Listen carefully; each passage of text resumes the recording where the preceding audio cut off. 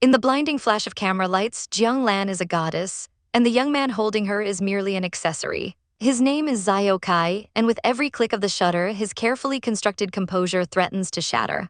The world sees a rising star and his doting senior actress in an intimate pose, but he feels the agonizing closeness of the one person he can never truly have. His eyes are closed, lost in the moment, a silent prayer on his lips. After the shoot, Jiang Lan introduces him to the director, proudly calling him her brother and instructing them to take good care of him. The crew murmurs in admiration of her kindness towards a junior. But for Zio Kai, her words are a cage. She ruffles his hair, telling him to just hold on, and he can only offer a quiet thank you. His true feelings buried deep. He removes his glasses, the world blurring as a single thought screams in his mind.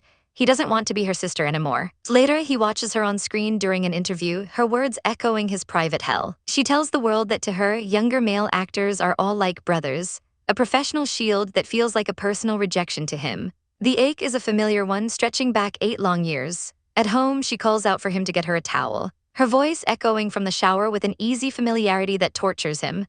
He stands frozen, remembering her carelessness, before grabbing the towel with a sigh. She teases him from behind the frosted glass, warning him that asking a man for a towel is a dangerous thing. But then she dismisses his manhood entirely, reminding him of the snot-nosed 12-year-old he once was. As he passes her the towel, their fingers brush, a spark of contact that ignites a desperate, greedy yearning within him. He slumps against the wall, utterly defeated by a single, crushing question: is he just a brother to her? His chance for an answer comes at another photo shoot, where Jiang Lan is paired with an actor named Peter. Zio Kai watches from the sidelines, his face a mask of cold fury as the crew whispers about Peter's inappropriately tight hugs and wandering hands. Jiang Lan, ever the professional, endures it until the director calls for a suit change. But disaster strikes when the next outfit is found ruined by a spilled coffee. As the crew panics and Jiang Lan suggests shooting from the back to salvage the scene, Zio Kai sees his opening. He steps out of the shadows, revealing he has a similar suit. With a quiet confidence, he pulls up his hood, ready to take what he wants. He steps onto the set, seamlessly replacing the other actor. Jiang Lan turns, surprised, and asks where the coffee she requested is. Leaning in close, his lips almost touching her ear, he tells her he drank it all.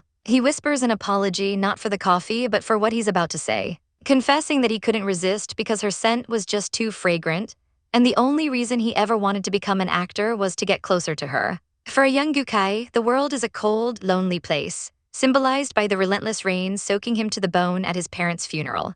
Amidst the sea of black umbrellas, he is an island of grief, ignored and pushed aside by relatives who see him as nothing but a burden. Tears stream down his face, a silent testament to his despair. Just as his small world is about to collapse, an umbrella appears above him, shielding him from the storm.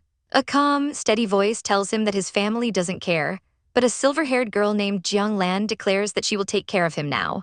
Looking into his tear-filled eyes, she announces that from this day forward, he will be her brother, a promise that becomes the new sun in his darkened life. Years later, Gukai awakens from this potent memory, the emotions still fresh. He finds Jiang Lan passed out on the sofa, surrounded by scripts and junk food, and he can only sigh at how she's overworked herself again. As he moves to cover her with a blanket, she turns in her sleep, her robe slipping open to reveal the delicate lingerie beneath. The sight sends a jolt through him, a stark reminder that his feelings for her have long since strayed from the simple bond of siblings.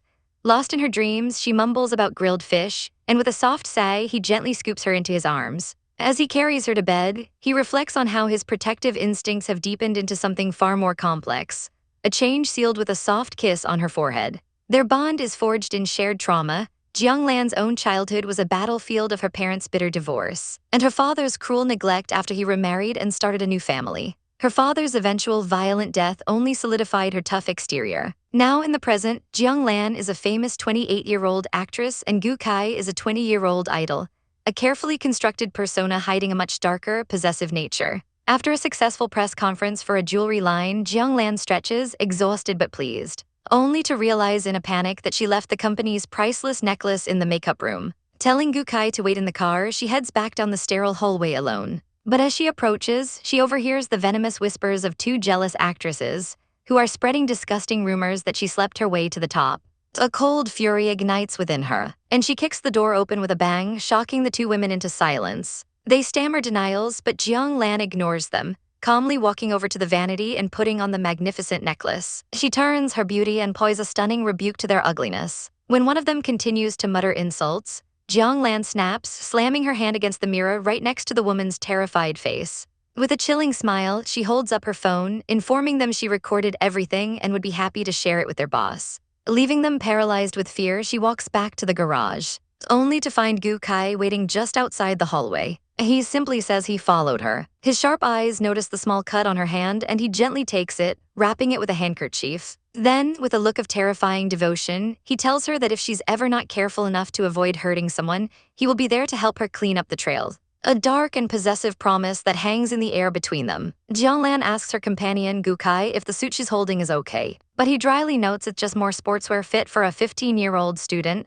though she dismisses his critique, saying anything he chooses is beautiful. Her attention is suddenly caught by his height. She exclaims that he's gotten taller, a fact that seems to surprise even him. Playfully, she dumps an armful of clothes on him, insisting he try on every single piece. A confident smile playing on her lips. But as she leads him away, two shoppers recognize her as the superstar Jiang Lan and immediately start snapping pictures, hoping to score a hot scoop. The moment she realizes they've been spotted, she grabs Gu Kai and makes a run for it, shoving him into a nearby fitting room while he's halfway through changing his shirt. She frantically explains that fans are right outside, and Gu Kai understands instantly, knowing the chaos that would erupt if a top female star was seen without her makeup. The fans creep closer, wondering if she hid in the second room, and calling out her names. Inside, Gu Kai asks what's happening, but a sudden stumble sends her falling right into his arms. He catches her, pulling her flush against his body and warning her not to move as they were almost discovered.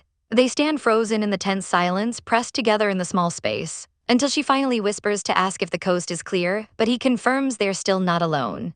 Elsewhere, a pair of paparazzi lament how difficult it is to get a picture of Jiangnan, having followed her for 2 weeks with no results because she only ever appears with her brother. One of them leans in conspiratorially, revealing a rumor that the two aren't actually blood-related, suggesting their relationship seems far from platonic. Just then, they capture the perfect money shot, Jiang Lan and Gu Kai in a seemingly intimate embrace, a sight that makes the photographers grin with avarice. A famous star and a new idol, it's the perfect recipe for a massive scandal. Their victory is cut short by a sharp knock on their car window. It's Gu Kai, his face obscured by a hood and his presence radiating menace. He coldly informs them that they are intruding on a personal schedule and demands they delete the photos. The photographer frantically lies, claiming they were just passing by, and tells his partner to drive off. Gu Kai simply narrows his eyes, before smashing his fist into the car door, yanking it open and snatching the camera. He icily warns the newbie photographer to know his limits before ejecting the memory card. The other man scoffs, asking if he isn't afraid of the world discovering his secret relationship with his sister while tossing the now useless camera back at him. Gu Kai's expression turns deadly. He states they can do whatever they want of him, but if they ever take pictures of his sister again, they had better prepare for the consequences. He lunges forward, grabbing the man's collar and promising that he has all the time and power in the world to play with them. After shoving him back into the car, Gu Kai walks away, his resolve hardening. He thinks to himself that he won't be Jiang Lan's brother forever, and once their true relationship is out, he will have nothing left to fear. Later, alone in his room, Gu Kai gazes at photos of them together, before setting a smiling picture of Jiang Lan as his phone's lock screen. He doesn't need to know what others think because he has only one desire: to win her heart, and he vows that nothing and no one will stop him. In a sleek modern office, a man named Gu Cheng reviews a magazine featuring Jiang Lan. His assistant reports on Gu Xing's stepchild, a boy named Gu Kai. She clarifies that while he was born out of wedlock by blood, he is Gu Cheng's grandson. Gu Cheng, the powerful CEO, scoffs at the news, remembering how his useless brother always wanted to escape his father's control. He wonders aloud what this son of his will be like, deciding that if the boy is anything like his father, he's a waste of the Gu surname. With a cold, resolute expression, he stands and announces his decision. He is returning to the country to see the boy for himself. The news ripples out that Gu Cheng, CEO of the mighty Gu Group, is returning, setting a collision course with the nephew he's never met. Jiang Lan's spontaneous trip to a Japanese hot spring ends with Gu Kai staring at a single hotel room, his composure cracking as she explains this was the only option. She casually pulls out a bedding divider, a flimsy barrier against the tension simmering between them, and Gu Kai internally panics, realizing this night will be a supreme test of his willpower. Before he can protest, the lights go out, plunging them into darkness. They lay separated in the quiet room, but sleep is a distant dream for Gu Kai. He turns, only to find himself inches from Jiang Lan's sleeping face, her peaceful expression a stark contrast to his inner turmoil. She shifts, bumping into him, and he flinches away, trying to create distance only for her to unconsciously follow. Wide awake, his mind races as he struggles against his feelings, covering his face in a desperate attempt to regain control. The next morning, he wakes to an empty room and a cold dread. An attendant cheerfully informs him that Jiang Lan is in the mixed baths, and the words hit him like a physical blow. Fury ignites within him as he storms towards the bath, his mind flooded with jealous images of other men seeing her. But the scene he finds is not what he imagined. Jiang Lan is simply enjoying the water with a group of harmless elderly women who immediately try to set him up with their daughters. Seeing an old man gesture to the empty space beside her, Gu Kai's resolve hardens and he enters the steaming water, determined to stand guard. Jiang Lan is surprised but happy, and in the quiet intimacy of the bath, she suddenly seems shy, remarking on how mature he looks. As snowflakes begin to fall, she catches one in her hand, watching it melt. She muses that even knowing something beautiful will disappear if she touches it, the greedy nature of humanity makes her unable to resist. Her eyes lock with his as she declares that she too is greedy, and before he can process her words, she leans in and kisses him. The world stops, leaving Jiang Lan blushing and flustered, while Gu Kai feels a fire ignite within him, realizing he never knew melted snow could become so hot. The idyllic trip ends, and the ride home is thick with an unbearable silence. Gu Kai's mind replays the kiss, noting with a pang of anxiety that she hasn't spoken to him since and even moved to a different room. He curses himself for letting his feelings show, wondering if she's angry. In the parking garage, he reaches for her luggage, but she snatches it away, her voice cold as she insists he must call her sister. The word is a dagger, and he can only manage a pained agreement. Inside the elevator, Jiang Lan strengthens her resolve, telling herself that no matter what, she is his sister and they will never have any other kind of relationship. But as the doors slide open, her conviction is shattered by a masked man lunging at her with a knife, screaming that he will destroy her face. In a heartbeat, Gu Kai is moving, throwing himself in front of her as a shield. The blade sinks into his back with a sickening thud. Jiang Lan lets out a horrified cry, tears streaming down her face. Gu Kai shoves the attacker away, his gaze locking on Jiang Lan's terror. A chilling rage consumes him, the thought that anyone would dare to hurt her is unforgivable. He gives chase, ignoring her frantic calls. Suddenly, a sleek black car appears, and a man in the back, addressed as Gu CEO, calmly instructs his driver to help the attacker escape. The car speeds off, leaving Gu Kai stunned and recognizing the man who orchestrated the escape. Jiang Lan rushes to him, her voice trembling as she tells him to stop, that she was terrified. Later, as she cleans his wound, she refuses to go to a hospital, fearing the publicity. Her tears fall again, and she calls him a fool for risking his face to protect hers. He gently touches her cheek, his voice soft but firm, explaining that protecting her beautiful face is his duty. As fireworks explode outside, the atmosphere grows heavy with unspoken emotions. He looks her in the eye and states that the wound he carries was because of her, admitting that he can't hold back his feelings any longer. She asks him to repeat himself, but he just pulls her into a tight embrace, silently wondering when she will ever understand what's truly in his heart. Jiang Lan stands amidst the noise of a lavish party, a glass of wine in her hand and a world of thoughts behind her eyes. Her mind flashing back to a tender moment with a younger man she holds dear. Her manager snaps her out of it, urging her to greet the VIPs since she only came because Zhao Kai was sick. As she approaches, her gaze locks onto a man with an unnervingly familiar face, the new CEO of the Gu Group. He is introduced as Gu Cheng, a man who has heard of her reputation, and the intensity in his eyes makes her falter. She quickly composes herself, dismissing her staring as nothing. They raise their glasses in a toast, and he smoothly claims to be a fan of her acting, a compliment she finds hard to believe. She can't shake the eerie feeling that he is somehow similar to Zhao Kai, though she dismisses it as a strange illusion. Her world comes to a screeching halt when a company spokesman makes a shocking announcement. Her rival, Tong Meng, has just been named the new brand representative for VVL in Asia. Before she can even react, Gu Cheng is at her side, inviting her to dance and dangling an even bigger opportunity, a worldwide representative role if she's interested. Her mind races with suspicion. She knows all too well the dirty transactions that power the entertainment industry and wonders if Gu Cheng orchestrated this whole thing. With professional grace, she rejects his invitation to dance, claiming she doesn't know how, and even offers a hollow compliment for Tong Meng. She then confidently states that VVL won't be disappointed with their choice, but beneath her calm exterior, a fire ignites. She vows to win what she desires on her own merit. Thanking him, she turns and walks away, leaving Gu Cheng to watch her departure with a calculating stare. His associate confirms that Jiang Lan is indeed the one who adopted Gu Kai and that they live together. A cold smile touches Gu Cheng's lips as he muses that he never expected his target to take such risks for a girl, a weakness he finds amusingly similar to his own father's. He tells his associate there's no need to stop her from leaving, declaring that this is only the beginning. Her escape is short-lived, as she's immediately swarmed by a pack of reporters outside, their questions like daggers as they ask how it feels to have the VVL deal stolen by Tong Ming. In that moment of chaos, a luxury car pulls up and Gu Cheng coolly tells her to get in. Her manager, overjoyed by this turn of events, eagerly pushes her into the car. Seated beside the enigmatic CEO, Jiang Lan is unsettled, his sudden appearance feeling far too intentional. He offers to drive her home while already engrossed in his laptop, leaving her to wonder about his true motives. They arrive at her building, and as she thanks him to leave, he stops her. He casually remarks that VVL's style is too arrogant for her anyway, suggesting another brand would better suit her confident personality. He then cuts to the chase, asking to discuss it over dinner right now. Her entire perception of him shifts in that instant. Realizing he's more complex than she assumed, she takes control of the situation, insisting that she should be the one to treat him as thanks for his help.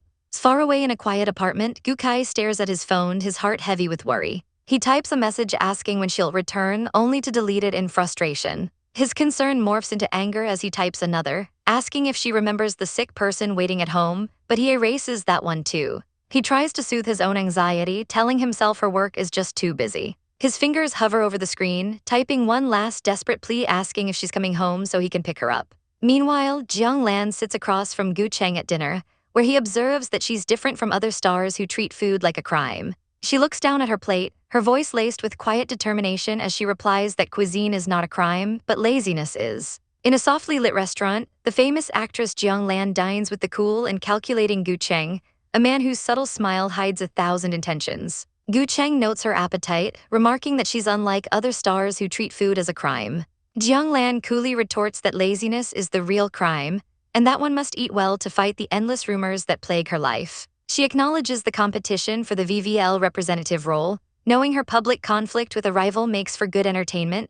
A bitter truth Gu Cheng confirms the masses crave. She reflects on the suffocating nature of fame, where every move is scrutinized, and muses that true freedom only exists in dreams. A sentiment Gu Cheng recognizes from a film, creating a brief moment of connection as they toast. Just then, a message from Gu Kai flashes on her screen asking to pick her up. As Gu Cheng lays out the pristine image required for the VVL role, Jiang Lan's mind is elsewhere. She decisively texts Gu Kai to come get her, feeling a desperate need to define her own life and push their relationship beyond its current stagnation. Lounging at home, Gu Kai is stunned by her message. She's been avoiding him, and this sudden request sends his heart racing as he sprints out the door. But his hope shatters when he arrives to see her being dropped off by another man, his own uncle Gu Cheng. He watches from the shadows, his eyes burning with jealousy as Jiang Lan asks Gu Cheng to keep their meeting a secret. The sight of them together twisting something inside him. Back in the apartment, Jiang Lan finds a feast of her favorite dishes, a testament to Gu Kai's devotion that now feels like a cage. As she tries to retreat to her room, he slams the door shut, trapping her. His voice is low and dangerous as he questions her about the man she was with, demanding to know what she's hiding. Jiang Lan stands her ground, asserting her right to her own life and questioning his authority to police her actions. But Gu Kai's fury erupts. It's not the dinner he cares about, but why it had to be *him*. He pins her against the door, his heart pounding against hers. But she coldly reminds him that unless he's acting as her younger brother, he has no status to interfere. Grasping her hand, his voice drops to a desperate whisper, asking what if he wants another status, before he finally confesses the words hanging between them for years. They are not siblings. Jiang Lan yanks her hand away as if burned, telling him some things can't be joked about before slamming her bedroom door. Outside, Gu Kai clenches his fist, vowing this is far from over. Moments later, a call from her manager brings shocking news. She got the VVL contract, a direct result of being seen with Gu's CEO. Jiang Lan is bewildered. Gu Cheng chose her despite their conversation, but the ad script has been strangely altered to include an intimate scene. Her manager warns her to be careful, but lost in the emotional storm with Gu Kai, Jiang Lan simply accepts. They both know a line has been crossed and there's no going back. The tension triggers a distant memory for Gu Cheng, a small boy, a young Gu Kai peeking into a sick room. A younger, a weaker Gu Cheng reassures the boy he was born to be his brother, lying with a gentle smile that he isn't sick or hurt. But the memory fades to the present, revealing Gu Cheng standing alone in the rain before a grave. The word liar echoing in the desolate silence. Gu Cheng coolly recalls the big star's attempt to use him, a deliberate move to make Gu Kai misunderstand their relationship. But he didn't expect her to take advantage of him, and he finds her defiant attitude intriguing. He muses that her reluctance to develop anything with Gu Kai makes things simpler, deciding with a smirk that he'll help them along. On the set of a commercial, Jiang Lan is ready, her makeup finished. The director and staff are in awe, declaring she looks like a beautiful fairy perfectly suited for the role. The director explains that the ad is based on the Greek myth of Hylas and the water nymph. a story of a beautiful man who encounters a nymph in a forest. Jiang Lan's role is to be the nymph, seduced by Hylas until she falls desperately in love with him, a sharp deviation from her previous scripts. The perfume's entire slogan is created for love. Just then, the crew announces the arrival of Gu's CEO, and Gu Cheng strides onto the set. Jiang Lan formally thanks him for the opportunity, but he brushes it off, explaining that he chose a special actor for Hylas to ease her nerves. The door opens, and a young man in a trendy hat and sunglasses steps in, asking why he was suddenly called to shoot an ad. He removes his hat, revealing his face, and Jiang Lan's eyes widen in utter shock as she whispers his name, Ziokai. Gu Kai, looking just as surprised, asks if he'll be shooting with her. Gu Cheng explains that since Gu Kai is a member of the company, pairing him with her is the best option. Jiang Lan immediately protests, her voice strained, reminding Gu Cheng that Gu Kai is her younger brother. But Gu Cheng callously questions her professionalism, asking if she doubts her own skills and stating that a good actor never chooses their co-star. He frames it as a business decision, keeping the benefits within the family. Cornered, Gu Kai grits his teeth and agrees, saying he has no problem. As the shoot officially begins, Gu Cheng's assistant quietly asks if he's really helping them, knowing full well about Gu Kai's feelings for Jiang Lan. Gu Cheng just smiles coolly, replying that he also wants to know if they can achieve their wish, telling her to just wait and see. The scene is set in a mythical jungle. A narcissus flower blooms, captivating any who see it. Much like the water nymph herself, Hylas appears, and from the moment he sees her, he is determined to possess her, seducing the nymph with his charm until she's willing to leave her home for him.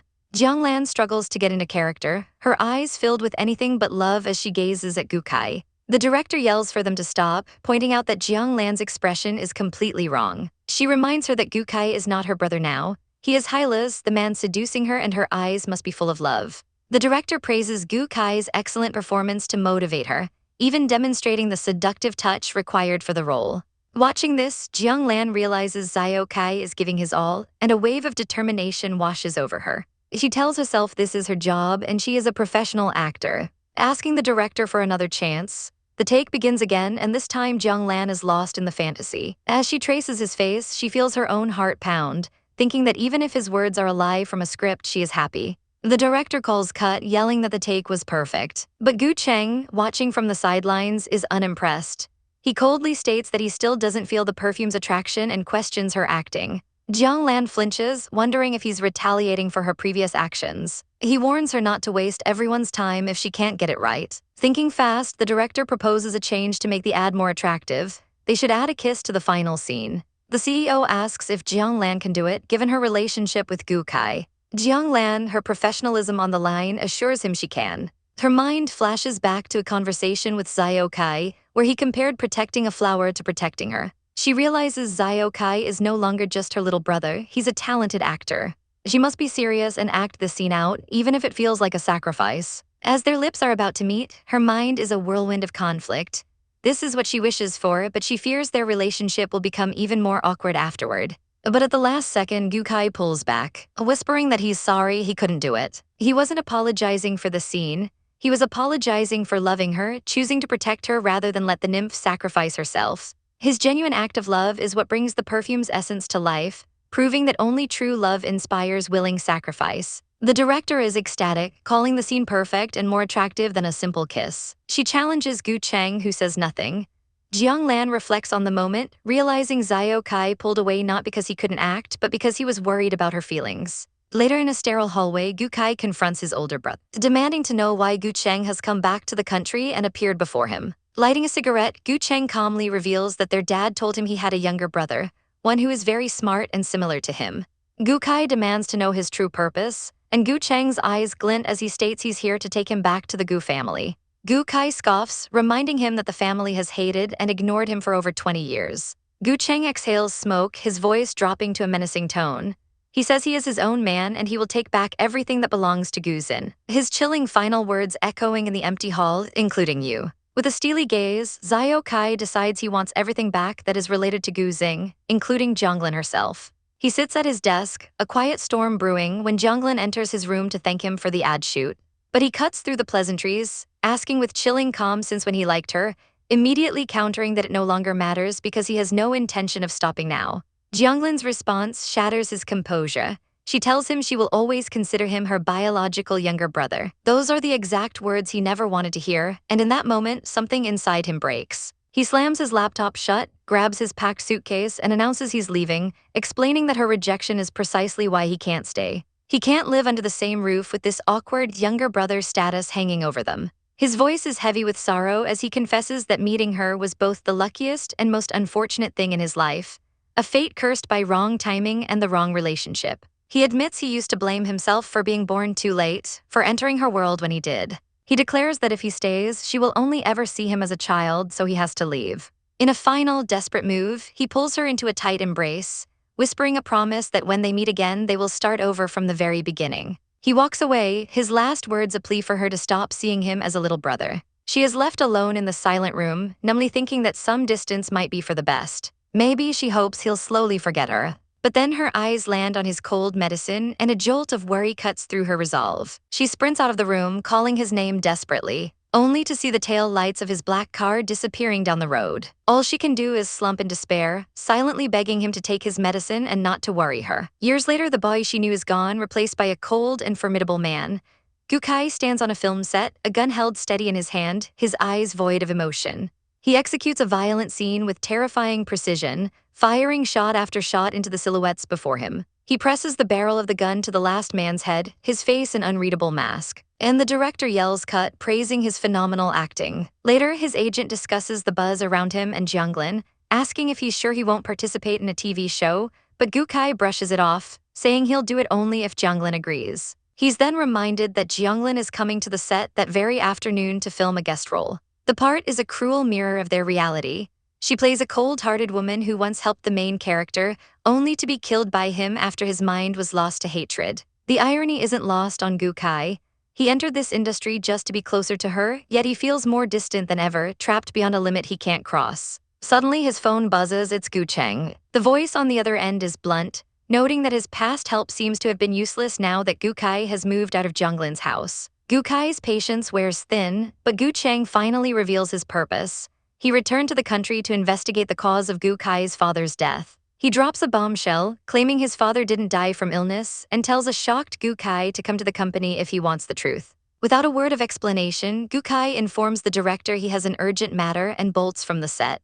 Ignoring his agent's cries that Jianglin is about to arrive, he revs the engine of his motorcycle and speeds away, catching only a fleeting glimpse of Jianglin arriving amidst a crowd of reporters before vanishing into traffic. Meanwhile, in a pristine office, Gu Cheng is informed that Gukai is on his way. His assistant questions if revealing the truth is too cruel for someone so young, but Gu Cheng is resolute, stating that as a member of the Gu family, he must be able to handle it. A dark memory flickers in his mind of a shadowy boardroom as he coldly admits he was only 16 when he learned the truth himself.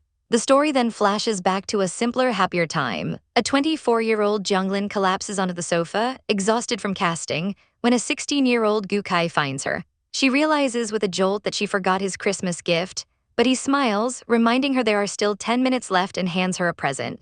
Touched that he waited for her, she opens it to find a bizarre pillow hat. He explains it so she can sleep comfortably anywhere while filming, placing the ridiculous contraption on her head and declaring it a perfect fit. She's mortified, but his disappointed expression makes her feel a pang of guilt, vowing to get him an even more embarrassing gift in return. She's stopped when he tells her it doesn't matter. He pulls her in for a selfie, his voice soft as he says that having her come into his life is the best gift he could ever receive. The resulting photo is a snapshot of pure joy, a painful memory of a time before everything became so complicated. A heavy cloud of smoke hangs in the air as Gutchai listens to a ghost from the past. His mother's recorded voice cuts through the silence, a final message from beyond the grave revealing a horrifying truth. The Gu family murdered his father, Guxing. The news hits him like a physical blow, shaking the foundations of his world. Miles away at a studio, the famous actress Jianglin waits, annoyed by Gutchai's sudden disappearance but covering for him professionally. Her patience wears thin and she calls him, demanding to know what he's doing. But his reply isn't an excuse. It's a vulnerable plea for her to come to him, his voice soft as he admits he misses her terribly. She finds him on a desolate rooftop, empty cans littering the ground around him. As she tries to pry a drink from his hand, he suddenly grabs her and pulls her into a desperate, crushing hug. He insists he's sober, begging her to just stay and let him hold her. The weight of his father's words echoes in his mind. The Gu family, a pack of money-hungry animals who let his godfather die. Lost in his grief, he asks Jianglin why she took him in after his parents' funeral, when everyone else called him an unlucky curse. She soothes him, telling him she knows that's not true, sharing that she also lost her father in an accident. But the recording revealed more. The family also wanted to exterminate him, the stepchild, to secure their inheritance. The memory of the car crash that he narrowly avoided floods his senses. He looks at her, his eyes filled with torment, and asks what she would do if she discovered he really was the curse everyone claimed he was. Instead of answering, Jonglin gently cups his face. Her touch a silent reassurance. She tells him that no matter what, he will always be her Zyokai. And her words break through his despair, bringing tears to his eyes. He clings to her again, confessing that he likes her very much, and making her promise to always trust him and never leave. With her promise secured, his sorrow hardens into cold resolve. He will make them pay for what they did. The scene shifts to a lavish banquet where Gutchai and Jonglin glide across the dance floor, a picture of elegance. Gutchai's mind, however, is on revenge, subtly questioning Jonglin's reasons for attending. When the music calls for a change of partners, he's separated from her, leaving her with Tong Meng, who immediately asks about her relationship with Gutchai. Elsewhere, the arrogant Gu Wengsun complains about his own engagement, disgusted by his fiancée but eager for the power the union will bring. His eyes land on Tong Meng, and he sees his chance, cornering her with sleazy advances. He relentlessly pressures her to drink with him, his charm turning to menace when she refuses. He grabs her wrist, his grip tightening as he calls her a bitch. Just as he's about to force the wine on her, Jonglin intervenes with icy composure, telling him to let Tong Meng go. Gu Wengsun, momentarily stunned by Jonglin's beauty, offers her a deal. She can drink in Tong Meng's place. Jonglin takes the glass only to tell him he's not worthy, before pushing him away and leading a starstruck Tong Meng to safety. Enraged, Gu Wengsun's obsession spirals. But before he can act, Tong Meng snatches the glass and defiantly downs the entire drink. The act leaves her feeling sick, but her defiance is clear. Watching from the shadows, Gutchai confirms to his ally that everything is going according to plan. He knew Gu Wengsun's weakness for Tong Meng, the woman he could never have, would make him act recklessly on his own engagement night, thus destroying his future. For Gutchai, this is just the first step in dismantling the trash-filled Gu family and avenging his father. The plan works perfectly as Tong Meng, pushed too far, delivers a stinging slap across Gu Wengsun's face, causing an uproar among the guests as she calls him a scumbag. A flashback reveals a younger, softer time. A 24-year-old Jonglin comes home exhausted from an audition to find a 16-year-old Gutchai waiting up for her on Christmas. He'd even prepared a gift, which she opens to reveal a bizarrely ugly sleeping hat. He explains it's for her naps on set, and she feigns outrage at its ugliness, making him look crestfallen. Feeling a pang of guilt for forgetting Christmas entirely, she secretly vows revenge with an even uglier gift. But he just gently takes her phone, telling her that spending Christmas together is enough. As he snaps a selfie, capturing a moment of pure, uncomplicated happiness. On New Year's Day, Kai kneels in the Great Buddha's hall, a quiet prayer on his lips, before drawing a fortune stick that promises him excellent luck. He announces he's finished his mother's offering, but his companion, Jiang Lan, is immediately intrigued by the fortune-telling and decides to try her own luck, asking the bodhisattva about her job prospects for the year. Her first draw is a disappointing, average luck, which she dismisses as her fingers slipping. She tries again, only to draw bad luck this time, once again blaming her clumsy hands. Kai gently scolds her for cheating, instructing her to be serious and meditate silently for it to work. She closes her eyes and prays earnestly. But as another bad luck stick falls, Kai deftly catches it and swaps it with his own excellent fortune without her noticing. Jiang Lan is overjoyed, believing all her wishes will come true this year, completely oblivious to his sacrifice. As they walk away, Kai silently wishes he could give all his good luck to her, hoping they can get one step closer. The scene shatters, shifting to a lavish party where a woman named Tong Meng, clearly intoxicated, publicly berates a man as a scumbag, vowing to slap him every time she sees him before ordering him away. Suddenly, a frenzy of reporters descends, cameras flashing, as Tong Meng laughs, encouraging them to capture the true face of Mr. Gu. Jiang Lan grabs her friend, trying to de-escalate the situation. But Mr. Gu explodes with rage, accusing them of setting him up. He lunges at Jiang Lan, tearing her dress in the process. But before he can land a blow, a cold, furious Kai intercepts him, sending the man flying with a single powerful punch. Another man quickly takes charge, telling Kai to leave the rest to him as he scoops up the now unconscious Tong Meng. Chaos erupts as Jiang Lan wonders how things spiraled out of control so quickly. In the confusion, she trips and falls towards a flower pot. But Kai is instantly by her side, pulling her up by the hand. As he leads her through the crowd, the world melts away for Jiang Lan, leaving only the sound of her frantic heartbeat. She feels a profound sense of safety, knowing he will protect her from any harm. They reach the relative quiet of a parking garage. But as Kai goes to get the car, Jiang Lan stops him, her voice filled with urgency as she asks if they can go home together to talk. Their moment is shattered by the arrival of the same reporters who thank Mr. Gu for arranging such a big story, even asking if they should blur Jiang Lan from the photos. Kai seethes, realizing the entire encounter was a setup, and Jiang Lan pleads for him to come home with her. In the car, the silence is heavy, until Kai slams on the brakes, his voice low and intense as he tells her to stop treating him like a brother. He declares that if he goes home with her, it won't be as her brother, leaving the choice hanging in the air. They arrive at his pristine apartment, and he admits that housework is his thing before offering her a change of clothes. After changing, Jiang Lan feels more comfortable and asks him to explain the night's events. Kai reveals a news alert on his phone. His uncle, Gu Cheng, orchestrated the entire scene with Tong Meng to ruin the Gu Wengsun family and trigger their bankruptcy. Jiang Lan is stunned, but Kai's expression darkens with painful memories of his monstrous family who cared only for money and tried to erase him from the picture. He quickly dismisses it, not wanting her to know about his true identity or his family's dirty laundry. Jiang Lan presses him, noticing a cut on his hand, and he seizes the opportunity, pretending to feel dizzy to dodge her questions. She grows concerned and insists on getting him medicine, causing him to panic internally since he was always the one who managed medication at her home. Deciding to commit to the act, he takes the pills she offers. An hour later, he's asleep, but she notices he seems to be getting worse. He murmurs he's fine, but as she leans over him, he grabs her wrist, asking her to hold him for a while. He whispers that he's scared and asks if she'll hate him, his head growing dizzier until he pulls her down into an embrace. Before finally passing out, stunned, Jiang Lan wonders if the medicine had some strange side effect. When she tries to get up, he clings to her, begging her not to go. Resigned, she settles down beside him, stroking his hair and letting them just rest like they used to, for one night. The next morning, Kai wakes with a start, panicked that Jiang Lan has left. But she's right there, offering him breakfast. A wave of relief washes over him.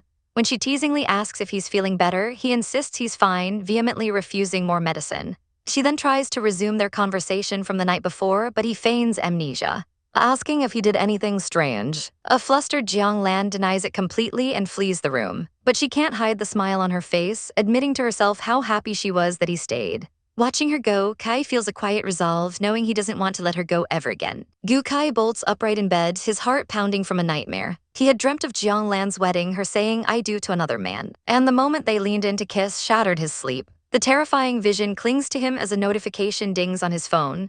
August 9th, Jiang Lan's birthday. A desperate idea takes hold as he finds himself in a jewelry store, the clerk suggesting a lock necklace to ensure his significant other always stays by his side. He grips the necklace, contemplating if this simple object could truly keep Jiang Lan with him. But a vision of her clarifies his thoughts. He used to dream of possessive ways to keep her, to hide her from the world, but he knows that isn't love. So instead, he chooses a key, a symbol of her freedom, placing it around her neck while his own wrist bears a lock, a promise that he will always be in her hands. In a car speeding through the city, the mood is purely business as Gu Kai and actress Tong Meng listen to their manager outline their interview strategy for an awards ceremony. They are the hottest on-screen couple, and the manager insists they play the part, telling the press they are each other's ideal type. But Gu Kai immediately shuts it down, coolly stating that's difficult because he already has someone he likes. The manager explodes, warning him not to let a relationship affect his burgeoning career. While a curious Tong Meng asks who it is, Gu Kai's gaze softens as he reveals his crush is his idol, a star. His mind drifts back to the moment she entered his life, a ray of light in his dark world. He had been a lost soul until he saw Jiang Lan on television, a brilliant 18-year-old winning the Pegasus Award for Best Actress. Her light was so dazzling it sparked a desperate need to keep up with her, to get closer. This drive led him to take any opportunity, even applying to be a volunteer just to be in the same place as her, eventually landing a role in her play. He endured scorching sun for hours on end, believing that if she could do it, so could he. All for the simple hope of one day sharing a frame with her. Back in the present, Tong Meng smiles, remarking that shining people are indeed worth pursuing, and offers her full support. Just as the car slows, it lurches to a stop. The vehicle ahead belonging to Jiang Lan herself. A message from her pops up on Gu Kai's phone just as his manager gets a frantic call.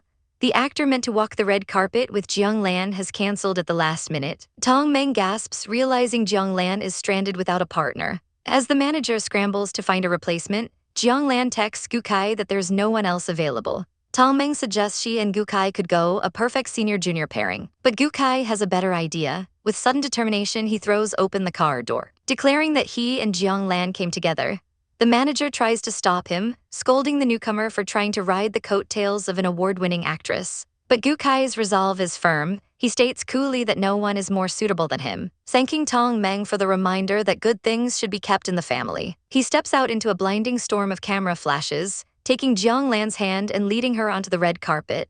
The press erupts, recognizing the movie queen alongside the popular actor Gukai. As they pose, his thoughts race. She is his adopted sister, the one who raised him and brought him into this world of fame. And he vows to stand by her until they can finally be together forever. From inside the car, Tong Meng watches in disbelief. Gukai's words echoing in her mind. A horrifying realization dawns on her, and she erupts in silent fury, realizing she and Gukai like the same person. She was cheering for her own rival, the clown in this twisted drama. Her manager, however, sees a golden opportunity, just as another car pulls up carrying their company's boss, Gu, who shivers as if the air has suddenly turned cold. Meanwhile, Jiang Lan sits alone in her apartment, having long since moved out from Gukai's place. Her assistant's message about buying spicy chicken goes ignored, as she remembers Gukai in the kitchen, proudly presenting a unique, healthy version of the dish he made just for her. Tasting the takeout, she feels only disappointment. It's nothing like his. She scrolls through their chat history, the grayed-out dates on the calendar a stark reminder of their growing silence. Later, in a makeup room, she listens to her stylist complain about her own younger boyfriend, how the novelty wears off and they stop caring. The words hit too close to home, making Jiang Lan wonder if a young boy's love really only lasts for 3 months. During the variety show recording, a love test absurdly matches her with a domineering CEO, to the audience's delight. Jiang Lan gracefully states she'd rather become wealthy herself than rely on a man. But when the host suggests a young wolf dog as another option, she freezes. The other guests discuss the difficulties of such a relationship, how the younger man might feel inferior, and Jiang Lan agrees that maintaining an unbalanced relationship is tiring, the topic clearly annoying her. After the show, she gets into her car, the silence from her phone deafening. But then a sudden flood of messages arrives from Gukai. He's finally finished a grueling shoot and has a day off. Asking what she's doing, before she can type a reply, her phone rings. It's him. He tells her he called because he was afraid she'd missed his messages, admitting he misses hers. His only wish to hear her voice. Hearing he has a day off, she asks where he is. A faint smile touching her lips, as she thinks to herself that their meeting will only have meaning if he wants to see her just as much as she wants to see him. Jiang Lan pulls up to the address, wondering about the bed and breakfast arrangement, only to have the door fly open with a shower of confetti. It's a surprise party, and she's the unwitting guest of honor at Gukai's birthday bash. She's instantly swarmed by his friends, who welcome their goddess, Sister Jiang Lan, with roaring enthusiasm. She learns that Gukai had only asked a friend to book a place, never expecting his entire crew would crash the party. Forcing a polite business smile, Jiang Lan thanks them for taking care of her brother, a role she plays with practiced ease. But Gukai sees right through it. He grabs her wrist, his expression hardening. He tells her to stop the act, reminding her that she's only his sister to outsiders and warning her not to get too close. The tense air is broken by the suggestion of cooking, and a crew member named Zioin offers to handle it. But Gukai has other plans. He leans in close to Jiang Lan, whispering that he wants to eat food she cooked, saying it would be the greatest blessing on his birthday. Cornered and flustered, she agrees, deciding to make a cake. She boasts that she learned how during filming, confident that it's a simple task of mixing eggs and flour. Her confidence is immediately shattered as she struggles helplessly to separate an egg yolk with a spoon, growing more and more frustrated with each failed attempt. As she's about to lose her temper, Zioin steps in, effortlessly demonstrating a simple trick to separate the eggs. Jiang Lan is taken aback as Zioin then whips up several of Gukai's favorite dishes with expert skill, detailing how she researched his preferences. A strange feeling washes over Jiang Lan as she watches this display of domestic competence. She begins whisking the flour with a repressed fury, a dark aura forming around her. Gukai materializes behind her, asking dryly if she holds a grudge against the flour. Before she can retort, he covers her hand with his, guiding her movements. He gently instructs her not to rotate the whisk, but to stir left and right to avoid bubbles. Jiang Lan freezes, suddenly aware of how close he is, her heart pounding in her chest as she realizes Zioin has conveniently disappeared. Gukai just smiles, murmuring that he's simply teaching her how to make a cake. In the small, quiet space, all she can hear is his breath near her ear, the heat from his hand feeling like it's about to burn her skin. The feeling is so intense she can barely breathe. Just then, Zioin returns, shattering the moment and saving Jiang Lan from suffocation. Relieved, Jiang Lan quickly shoves the cake into the oven and firmly rejects Gukai's offer to help decorate, needing her space. The finished product is a lopsided mess, but the group is charmed. Gukai declares that the baker must taste it first, holding a forkful of cake to her lips. To her shock, it's not bad at all. He leans in, his voice a low whisper as he agrees that it's delicious and very, very sweet.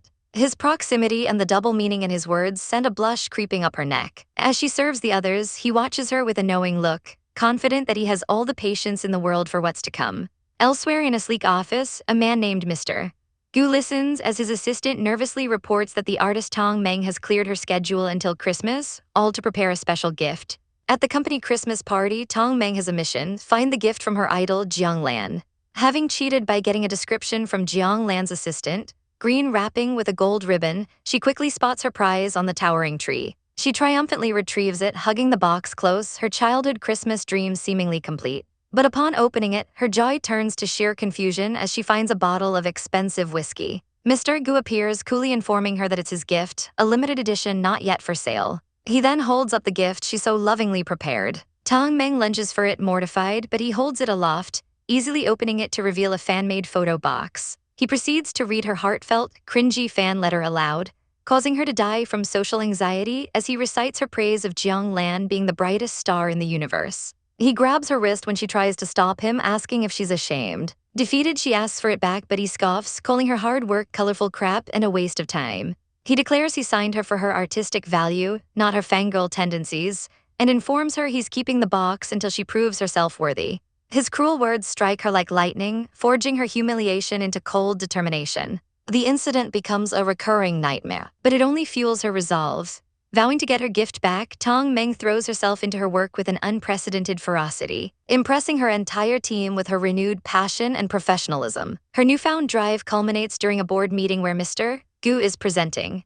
His phone, cast to the main screen, is suddenly flooded with messages from Tong Meng, announcing her successful completion of work and demanding the return of her property. The executives avert their eyes as Mr.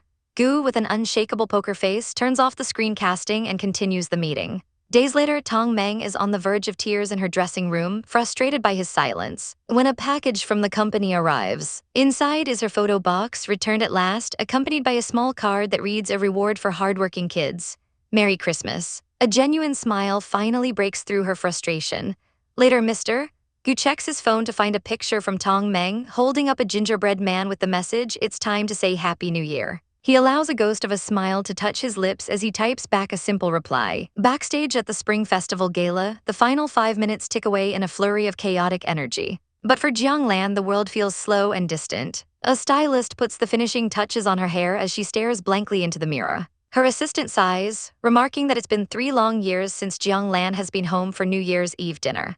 Ignoring the comment, Jiang Lan's attention is captivated by her phone, where a young man named Xiao Kai is performing on another show. The sight triggers a wave of nostalgia, her mind drifting back to a simpler time before he debuted, when they would share a quick meal of dumplings together backstage. Now he's a rising star on a local TV show a world away. With a heavy heart, she types out a message, wishing him a happy new year, feeling the chasm between them grow wider. Stepping onto the stage, her professional smile masks her inner loneliness as she addresses the crowd. The final countdown begins, erupting in a shower of fireworks as the clock strikes midnight. She wishes everyone a happy new year, the words feeling hollow. The show ends, and as she's being thanked by the staff, a voice cuts through the night. It's Xiao Kai, looking breathless but smiling, holding a gift box. He asks if he's late, and Jiang Lan is stunned, questioning why he's there when he should be at another studio. He grins, explaining he rushed over as soon as his performance ended, knowing she'd be too busy to eat. He opens the box to reveal dumplings now cold. She asks if he'll regret skipping his station's dinner for this, but he shakes his head, insisting that New Year's Eve should be spent with family. As fireworks light up the sky, he makes a solemn promise that next year, and every year after, they will spend this day together. Later, Jiang Lan is cleaning up a disastrously messy cake when Xiao Kai stops her, insisting he wants to save it because she made it for him. A blush creeps up her neck as she remembers him playfully licking cream from her earlobe earlier, an embarrassing memory resurfacing. She snaps at him for throwing away someone else's birthday present and tells him to stop being so intimate in front of his colleagues. He leans in closer, his voice a low murmur, asking if what she really minds is him being too close to her. The playful tension vanishes as he grabs her arm, his expression serious. He demands she stop avoiding the truth, telling her he saw the look on her face when they were making the cake. He knows she has feelings for him and is tired of her pretending to just be his sister. Jiang Lan's face becomes an icy mask. She dismisses his confession as a childish test, a trick she's seen too many times. She reminds him that he's still a newcomer, and a scandal involving his sister would destroy his career and his fans. He seizes her hand, his voice thick with emotion, confessing he became an actor for her and would quit for her in an instant. But she pulls her hand away, her resolve absolute. She tells him she supports his career, but she has poured her entire life into her own. Acting is everything to her. As a public figure, she can't be reckless. Any partner she chooses must be someone the fans and the industry approve of, not someone who could drag them both down. His face falls as she asks if he's truly sure he won't regret giving up everything for her. A fire ignites in his eyes. He asks her what would happen if he became a star of her caliber or even surpassed her, demanding to know if she would give him a chance then.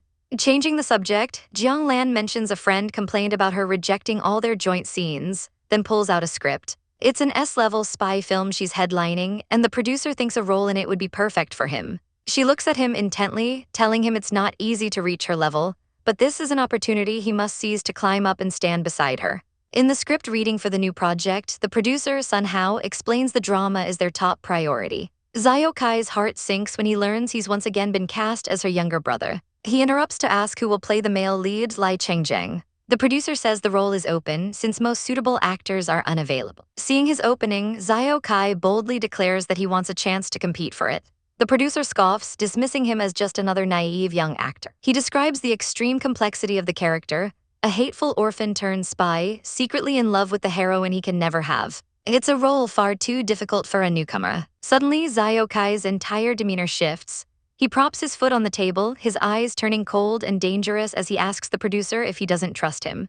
Another director sneers, asking why they should believe an orphan, a pickpocket, and a liar. Without missing a beat, Xiao Kai retorts that it's precisely because he is all those things that he alone can survive. The room falls silent. He just recited one of Lai Chengjiang's lines from the script, stunning everyone. A flicker of excitement crosses Jiang Lan's face. She sees that Xiao Kai is in the perfect state to embody the character. She steps in, suggesting they give him a chance to audition since the role is undecided, reminding them that sometimes fate connects an actor to a role. Reluctantly, for Jiang Lan's sake, the producer agrees to give him one chance. As Xiao Kai prepares, the director calls for action, while the producer leans back, curious to see what this arrogant kid can really do. In a performance bleeding with raw truth, the director calls for a cut, but for Gu Kai, the scene is far from over.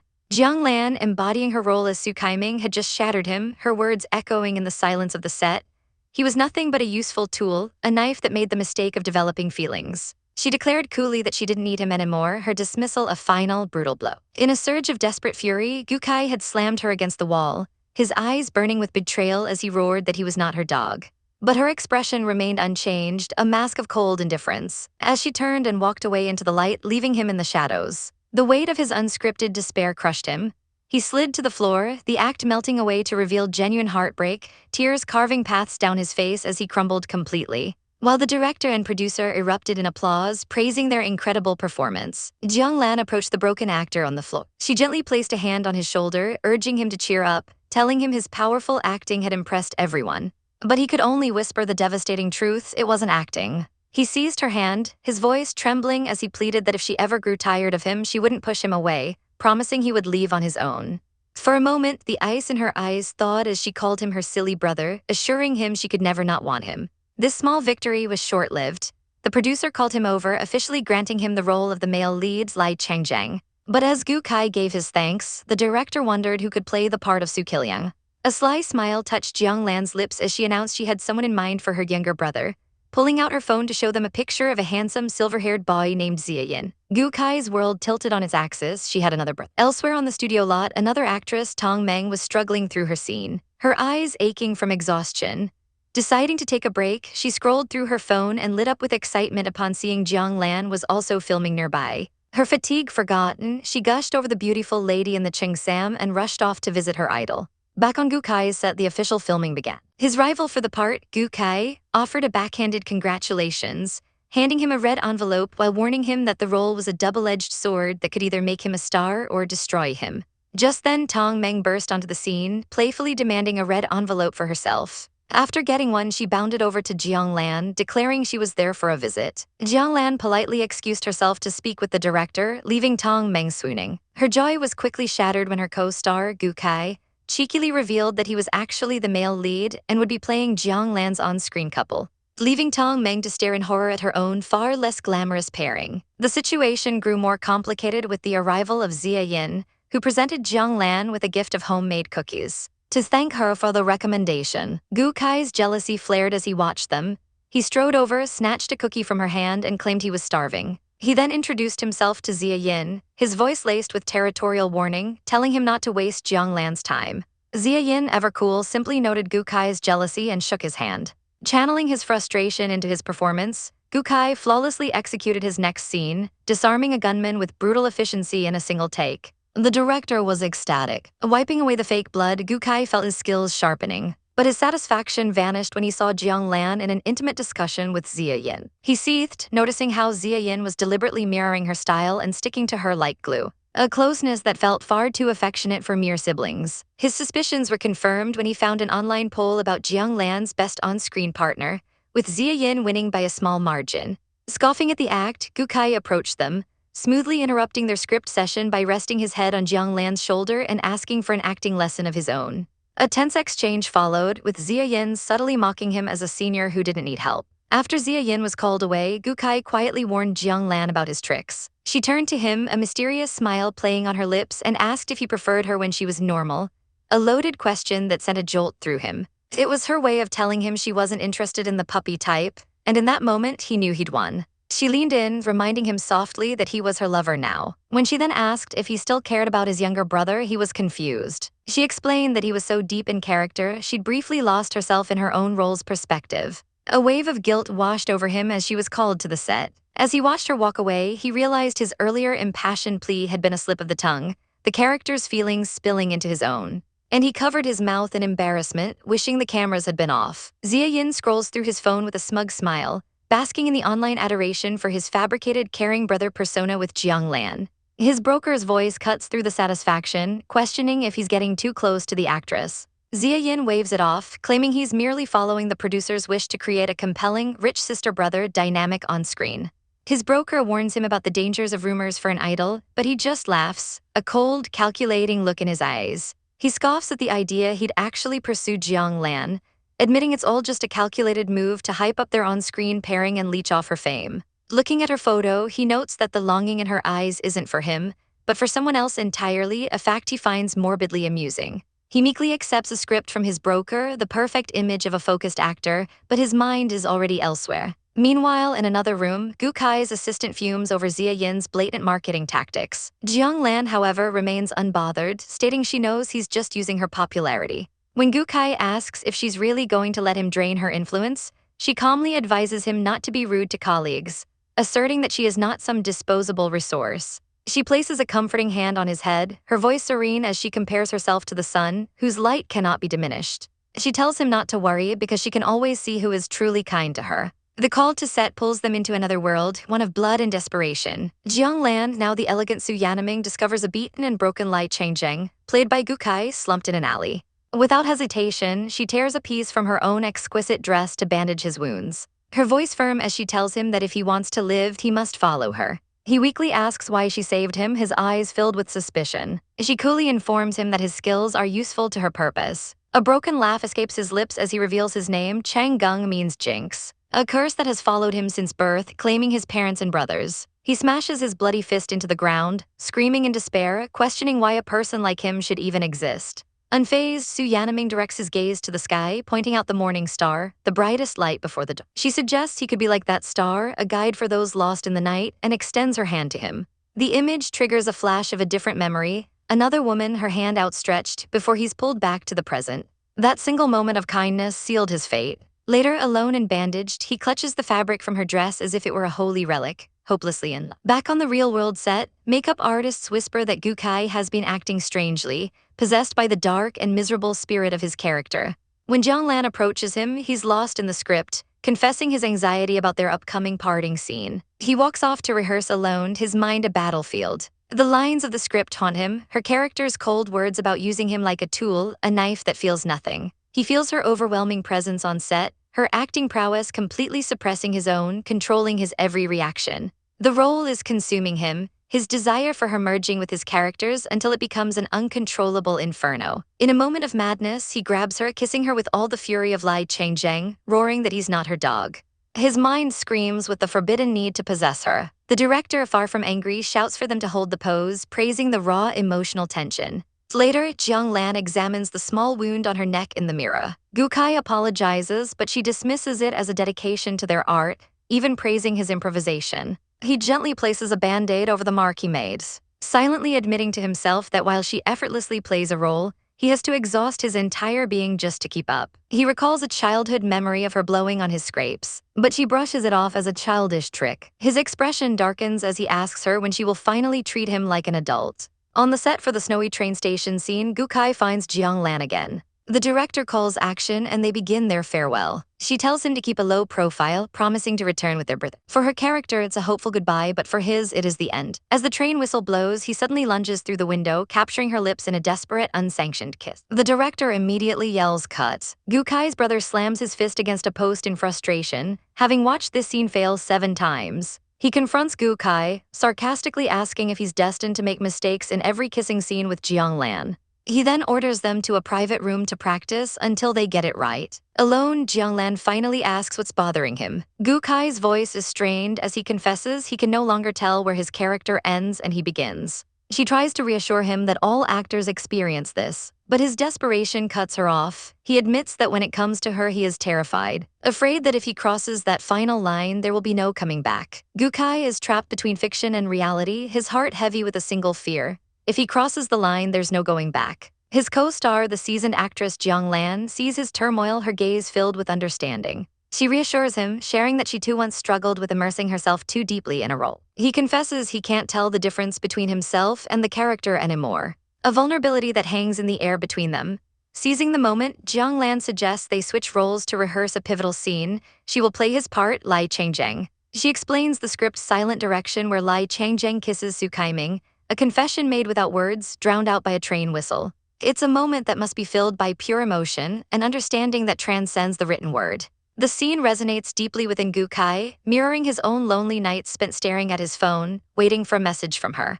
Behind every casual greeting he sends lies a hidden sentence, a confession he types out, "I miss you," only to delete it in a moment of hesitation. His longing buried beneath a facade of professionalism. Back in the rehearsal room, the lines blur completely as he leans in close, his voice a low whisper as he claims he can't hear her, forcing her to dodge his advance. He breaks character entirely, calling her Jiang Lan and accusing her of not concentrating. With a simmering intensity, he reminds her this was her idea, questioning if she really needs a junior to guide her. And before she can answer, he closes the distance and kisses her. It's not a rehearsal anymore, it's a raw, passionate release of pent-up feelings that leaves her stunned. Her mind screams that this is wrong, that she should push him away, that this kiss has strayed far from its intended purpose. Yet a seductive inner voice urges her to accept it, to enjoy it, to sink into the moment. She yields, letting herself get lost in the hot, wet touch, the world outside fading away until he playfully pulls the tie from her hair with his teeth. His eyes lock onto hers as he declares he no longer wants to call her sister.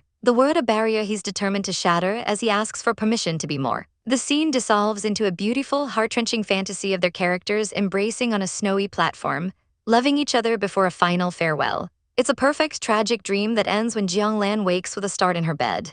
A storm raging outside her window. The doorbell chimes and she finds Gukai standing in the hallway holding breakfast. He explains the shoot was canceled, a convenient excuse to see her. As she makes coffee, she's consumed by anxiety, noticing that Gukai seems perfectly normal, as if their world-altering kiss meant nothing. She feels foolish, realizing she might be the only one agonizing over the line they'd crossed. Distracted, she fumbles with the hot water, and in a flash, he's there catching her hand and pulling her into his arms. His touch sending a jolt through her as her heart hammers in her chest. They stand frozen, inches from another kiss. But the moment is shattered by the doorbell again. Their day off is unceremoniously crashed by a bubbly actress named Jae-gu and the sly, silver-haired Zia-yin, who wastes no time asking if he's interrupting their private time. To diffuse the tension, Jae-gu suggests they play a game of truth or dare. Zia-yin immediately draws the king card, a wicked grin spreading across his face as he plots to expose the obvious tension between Gukai and Jiang Lan.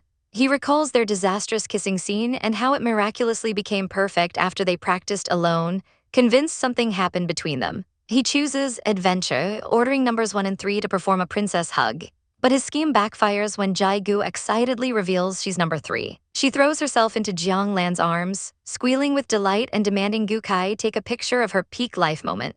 leaving him utterly speechless and defeated. The game continues, with Xia Yin repeatedly failing to pair up his intended targets. Finally, fate shifts and Gukai draws the king card. The room falls silent as he chooses number 2, Jianglan. He stares directly into her eyes and asks the one question hanging between them. Does she have someone she likes? She tries to evade, but he presses, suggesting her inability to answer is an answer in itself. He then drops a bombshell, confessing that yes, he has someone he likes and it started yesterday. A direct reference to their kiss that leaves everyone stunned and his own face flushed with emotion. Later, after the others have left, Gukai collapses on his bed, his mind racing. He picks up his phone, trying to find the words to ask what his confession meant to her. Frustrated by his own desperate attempt to seem calm when she completely unravels him, a message suddenly appears on his screen from Jianglan, "Open the door." His heart stops. He finds her waiting for him, her expression serious. She tells him she knows what he wants to ask and that his confession was the truth for her too. These feelings, she admits, have been there for a long time, making him an irreplaceable part of her life. Overcome with emotion, Gukai pulls her inside, his hand gripping hers, and presses her against the door in a desperate, searching kiss. Finally embracing the woman he wants to spend the rest of his life with. The final scene of the drama wraps up in a flurry of artificial snow, a poignant death scene marking the end of filming. As the director yells cut, the actors know their on-screen story is finished. At the wrap-up banquet, toasts are made, and Jianglan's company head thanks the crew for taking care of the newcomer, Ziokai. But for Jianglan, the polite smiles and industry chatter fade into the background as her mind drifts to a very different scene. A private, intimate moment with Ziokai in her room. She remembers his arms around her, the whisper of a kiss, and realizes with a jolt that their relationship is anything but the simple sister dynamic everyone assumes. Lost in thought, she takes a sip of wine, just as a fellow actor whispers to her co-star, Lai Cheng, that it's time to act. Later that night, Jianglan is barely standing, leaning heavily on Ziokai as he guides her down a hotel corridor. He scolds her for drinking so much, but she drunkenly insists she can handle it, arguing that social events can't be pushed onto children like him. He helps her into the room and onto the bed, where she mumbles that she doesn't need his care. Ziokai watches her with a soft, pained expression, noticing her shoes are still on. As he gently removes them, worried about her expensive couture dress, he loses his balance and his heart pounds in his chest. He tries to wake her, but she grabs his hand in her sleep, murmuring his on-screen name, Jianglan. Sitting beside her, he holds her hand tightly and softly asks about her plans for the upcoming new year. When she says she has none, he blushes and tentatively asks if he can spend it at her home, adding that they need to have a serious talk. Jianglan later awakens alone, her mind replaying a montage of their dangerously close moments. Him asking her to zip up his costume, needing a towel, their stolen glances, and the undeniable memory of a kiss. A heavy realization settles over her. Their relationship has become something she can no longer openly face. Determined, she makes a call, abruptly canceling a brand event and declaring she has last-minute New Year's plans. Meanwhile, Ziokai stands under the spray of a hot shower, whispering her name over and over, consumed by the question of what she truly thinks of him. New Year's Eve finds them in her apartment, clinking wine glasses in a quiet celebration. She remarks on how long it's been since they celebrated at home, blaming her busy schedule. While he feels a familiar yet strange distance between them, he'd wanted to be independent to move out, but everything in her home, the matching slippers, the matching cups, screams that he is always welcome back. She prompts him, reminding him he wanted to talk. Taking a deep breath, he cuts straight to the point, asking her what she thinks of him, and questioning what kind of brother-sister relationship involves hugs and kisses. Jianglan is stunned for only a moment before her professional mask slips back on. She touches his face, dismissing his feelings as lingering chemistry from his role opposite her, chiding him not to underestimate an actor's craft. But he's not deterred. He presents her with a New Year's gift. A small handmade diorama of the two of them, a testament to a bond that goes beyond simple affection. She thinks about how their relationship grew from dependence to companionship, how family and love could coexist. But for him, it's not enough. He tells her he is greedy, that he wants more, kneeling before her. He lists his desires to cook with her, watch TV together, share a closet, and wake up in the same bed every morning. He then opens a small box, revealing 2 rings, declaring he wants all this not as family but as lovers. His eyes lock on hers as he confesses everything. Jianglan, I love you. The confession shatters her composure, and in a panic, she flees the apartment. His words and their kisses replaying in her mind. She finds refuge in an elevator, her heart in turmoil, and rushes to another apartment, ringing the doorbell frantically. The door opens to reveal her friend Tang Ji, an independent photographer, who is surprised to see the famous actress in such a state. Inside, Tang Ji remarks how hard they are to see each other since college, and Jianglan's eyes drift to photos of Tang Ji's travels. When asked about a man in one picture, Jiang Lan dismisses it as a fleeting romance, prompting Tang Ji to wonder why the workaholic is suddenly interested in her love life. Then, Tang Ji spots a mark on Jiang Lan's neck and her eyes widen with realization. "You slept with your brother," she blurts out. A flustered Jiang Lan denies it went that far, admitting she likes him and had planned to confess, but he moved too fast. It was just a kiss, but she's terrified of losing control and doing something irreversible. Admitting his directness scared her. Tang Ji mercilessly teases her for acting like a virgin after so many romance dramas, reminding her she was a workaholic even in college. But then her tone softens. She points out that for Jiang Lan to run to her in pajamas in the cold over a relationship issue is proof of how deeply she's been moved. Tang Ji's advice is brutally simple: she's stuck. And if she has a crush, she should seize it. Her final words strike a chord, a reminder that after 30, true attraction is a rare and precious thing, causing Jiang Lan's heart to pound with a terrifying new click. For Jiang, the world of romance is a minefield, especially when your best friend Tang Tang is involved with a rising idol like Xiao Kai, warning her that any scandal would be disastrous. Jiang glares at her friend, her frustration boiling over as she lectures Tang Tang for her impulsiveness, but Tang Tang can only sheepishly admit her mistake. Elsewhere, Xiao Kai is lost in his own private hell, head buried in his hands as fireworks explode outside his window, a stark contrast to his inner turmoil. The night replays in his mind, the tender way Tang Tang looked at the ring, the kiss he initiated with so much hope, and how that simple vow turned into something more demanding as he pushed for more. His own desires betraying him, and now shame consumes him. He's convinced he frightened her, that her hurried departure was a sign of disgust, leaving him to wonder if she's angry or even disappointed in him. Back at Jiang's apartment, she tries a different approach, offering Tang Tang a slice of cake and telling her to go apologize to her poor little dog after eating. Tang Tang refuses, claiming she's quitting sugar to stay in shape for her next role, but Jiang sees right through the excuse. She calls her out for pretending, reminding Tang Tang she used to be a dessert lover before her debut. The accusation hits its mark and Tang Tang's facade crumbles.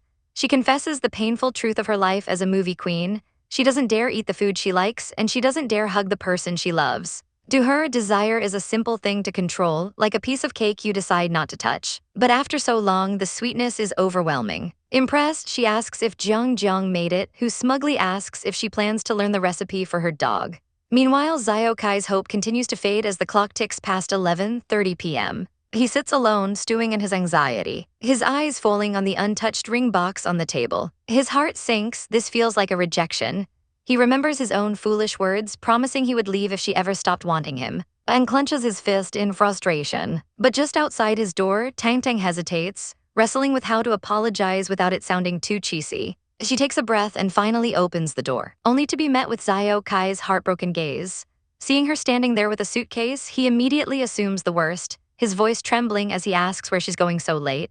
His eyes then lock onto her hand and he sees it, the ring. Tears instantly well up in his eyes, a mixture of confusion and overwhelming relief. She asks what's wrong and he repeats his question, his voice cracking. In response, Tang Tang drops everything and throws her arms around him in a desperate hug, explaining she just went to find her friend. He clings to her, admitting he thought she didn't want him anymore, a fear she immediately crushes by promising she'll never leave him. Inside, she finds her packed suitcase on the floor, realizing he thought she was running away from home again. He confesses his insecurity, reminding her of their agreement that he'd only stand by her with dignity after succeeding in his career, but he couldn't control himself any longer.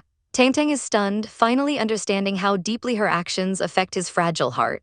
She kneels before him, taking his hands and apologizing for leaving without a word. She explains she was just overwhelmed, feeling her own gift was inadequate compared to his. So she rushed out to find a jewelry store to buy him a matching ring. She tells him that her relationship based on pure passion won't last, and instead she wants to make him a promise. She gently slides a ring onto his finger, a promise made in exchange for his confession. She proposes they exchange rings tonight, then secretly hide the other one, a symbol of their relationship being half public and half hidden until the world is ready for them. She puts his ring on a chain to be worn around his neck, a secret he can keep close to his heart. It's a vow to protect her career, her sweetheart, and everything she values. Overcome by the moment, she straddles his lap and pulls him into a searing kiss, whispering that she lacks the confidence to stop halfway tonight. With a seductive smile, she tells him to take a shower first, leading to an intimate and passionate reconciliation in the bath, where they finally exchange the words he's been dying to hear. Elsewhere in the back of a luxury car, a man named Gu Cheng is on the phone, learning from the news that he is supposedly dating someone. A scandal has erupted. A young idol named Gu Kai was spotted at a top actress's home. Gu Cheng's associate informs him that fans believe it's just drama promotion, but Gu Cheng is unamused, ordering them to warn Gu Kai to keep a low profile. He coldly states that while he can tolerate a secret affair, he will personally intervene if it becomes a public problem. The scene then shifts to Valentine's Day, where a woman named Emma is on her way to a blind date at Corner Coffee. She enters and spots her date, the very same Gu Cheng. She's initially taken by his handsome appearance, but the illusion shatters when he asks to see her blind date resume, revealing a personality she instantly despises. Their date is a disaster of mismatched interests. She loves watching movies while he loves investing in them, and he turns her discussion of her company into a business proposition. 50 agonizing minutes later, they sit in silence, both typing away on their laptops, having somehow finalized a business deal. Utterly fed up, Emma storms off to a luxury store, declaring that shopping is the only way to relieve her worries. Outside, Gu Cheng texts a friend about the date, reporting that he felt absolutely nothing. A notification pops up on his phone, a post from an actress named Tang Meng who is being followed by a fan. A rare, subtle smile touches Gu Cheng's lips as he replies that he sees her. Emma exits the shop just in time to see his smile, momentarily baffled that such a cold man can even laugh. She tries one last time, asking his opinion on 2 bags, and he surprisingly gives a decisive answer. But when she asks what's next, he cuts her off, telling her they should end the date early and that she should find people who can actually make her smile. As his car speeds away, he calls Tang Meng, telling her he knows she's being followed and that he's coming to pick her up, sending the young actress into a full-blown panic. CEO Gu's quiet moment is shattered by a frantic knocking on his car window, revealing the bizarre sight of someone in a rainbow-colored horse mask. The person, Gu Zintang, rips off the mask and thanks him for saving her, urging him to drive away before that illegitimate fan notices. Gu is completely bewildered by the sudden appearance of a woman in a devil cosplay with rainbow hair in his passenger seat. Zintang, however, is ecstatic, admiring her own reflection and thinking she looks exactly like the heroine from her favorite autumn game, NTH Kiss. She even proudly shows off the merchandise she managed to grab. But Gu has no idea what an autumn game even is. Her triumphant moment is cut short by a loud growl from her stomach, the price of skipping meals all day to maintain her perfect cosplay figure. Seeing her plight, Gu suggests they have afternoon tea before returning to the company, an offer she eagerly accepts. They speed off to a lavish cafe where she is welcomed like a VIP, her cosplay turning heads and earning praise from other patrons who think she looks like she stepped right out of the game. Gu, however, looks deeply uncomfortable, wishing he could pretend not to know her. Inside the themed cafe, Zintang excitedly orders from a special menu, requesting a sweet and heartwarming kiss package and a pampering package for a domineering president. She explains to a confused Gu that the latter is the signature meal of the game's male protagonist, Gu Chen. She describes Gu Chen as a typical cold and arrogant but secretly soft-hearted CEO, a character she initially disliked but grew to love. When Gu asks if she's fond of that type, she erupts, furiously declaring that she is a devoted supporter of the other male lead, Jiang Lan, not that workaholic Gu Chen. She can't understand why all the CEOs in that dimension share his last name anyway. Their argument is interrupted when a waitress freezes in shock, recognizing Zintang's perfect cosplay of the character Rock Sweetheart. The waitress, a fellow fan, then excitedly looks at Gu, assuming his domineering expression means he's cosplaying as Gu Chen. Gu coldly denies it, which only makes the waitress more convinced he's perfectly in character. The fangirling waitress informs them of a special event where cosplayers can get a free meal by taking a photo, but Gu immediately offers to pay. Zintang, however, turns on the charm, begging him with wide, pleading eyes until he reluctantly agrees. During the photo shoot, the waitress directs Gu to smile and look more affectionate, forcing a strained smile from him for the camera. Afterwards, Gu feels utterly drained, sighing that he's never paid so much for a single meal. Zintang is horrified by the resulting photo, complaining that it looks like a 40-year-old dad taking his daughter to a comic convention. She deems the picture unsalvageable because Gu's eyes hold absolutely no affection. He coolly replies that he's not used to public photos and questions her fascination with such things. Zintang passionately explains that the appeal of autumn games is the fantasy of being unconditionally loved by perfect men who never betray you.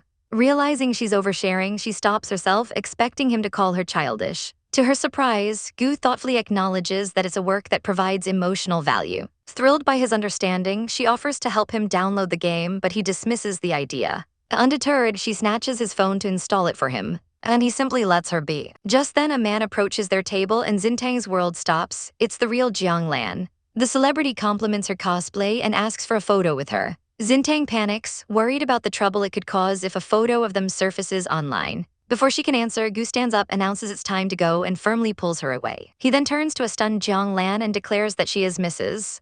Gu. As they leave, Gu casually asks her what CP means, proving he'd been listening to her fan speak. He leans in close, a warm, genuine smile in his eyes that feels far more real than any algorithm-generated expression from her game. That night, Gu sits at his desk, analyzing the IP value of the NTH kiss. While looking at the photo of Xintang's cosplay on his phone, a soft smile touching his lips. Elsewhere, Jiang Lan wakes up next to his lover, whispering that it's time to go. They decide to make the most of their rare day off by visiting a private beach. Jiang Lan impresses his partner by skillfully setting up a barbecue and serving her a perfectly grilled skewer. She teases him that it's a little dry and salty, but then declares its unique taste unforgettable. When he asks what it tastes like, she pulls him into a kiss, asking if he likes her taste instead. After some playful banter, she announces her desire to swim. With a seductive smile, she unties her dress, revealing a brand new bikini. When he tells her not to tempt him, she leans closer, whispering that she's doing exactly that. Before they share a passionate kiss under the sun, a perfect end to their first date. From across the mountains and seas, Gukai pens a postcard to Jiang Lan, telling her that while the Mediterranean scenery is beautiful, the only drawback is her absence. Ever since he left, he's been consumed by a profound sense of longing, finding solace only in watching her latest drama, Kaiming, where the sight of her on screen feels like a silent film frozen in his mind. Jiang Lan receives his loving messages and photos, a tender smile gracing her lips as she reads his vow to return to her soon. Meanwhile, their show Kaiming becomes a massive success, dominating ratings and search trends as fans go wild over the on-screen chemistry between Jiang Lan and her co-star. At the official creator appreciation meeting, Jiang Lan stands alone on stage, her male lead absent, and she sends a quick message that she'll represent them both. But across town, Gukai sees her text, a sly smile playing on his lips as he steps out of a car ready to crash the party. The crowd is watching a scene from the drama when suddenly, a voice calls out to Jiang Lan, and Gukai himself appears on stage, a vision in a sharp suit. Jiang Lan's eyes widen in shock as the audience erupts, screaming the name of his character, Cheng Zheng.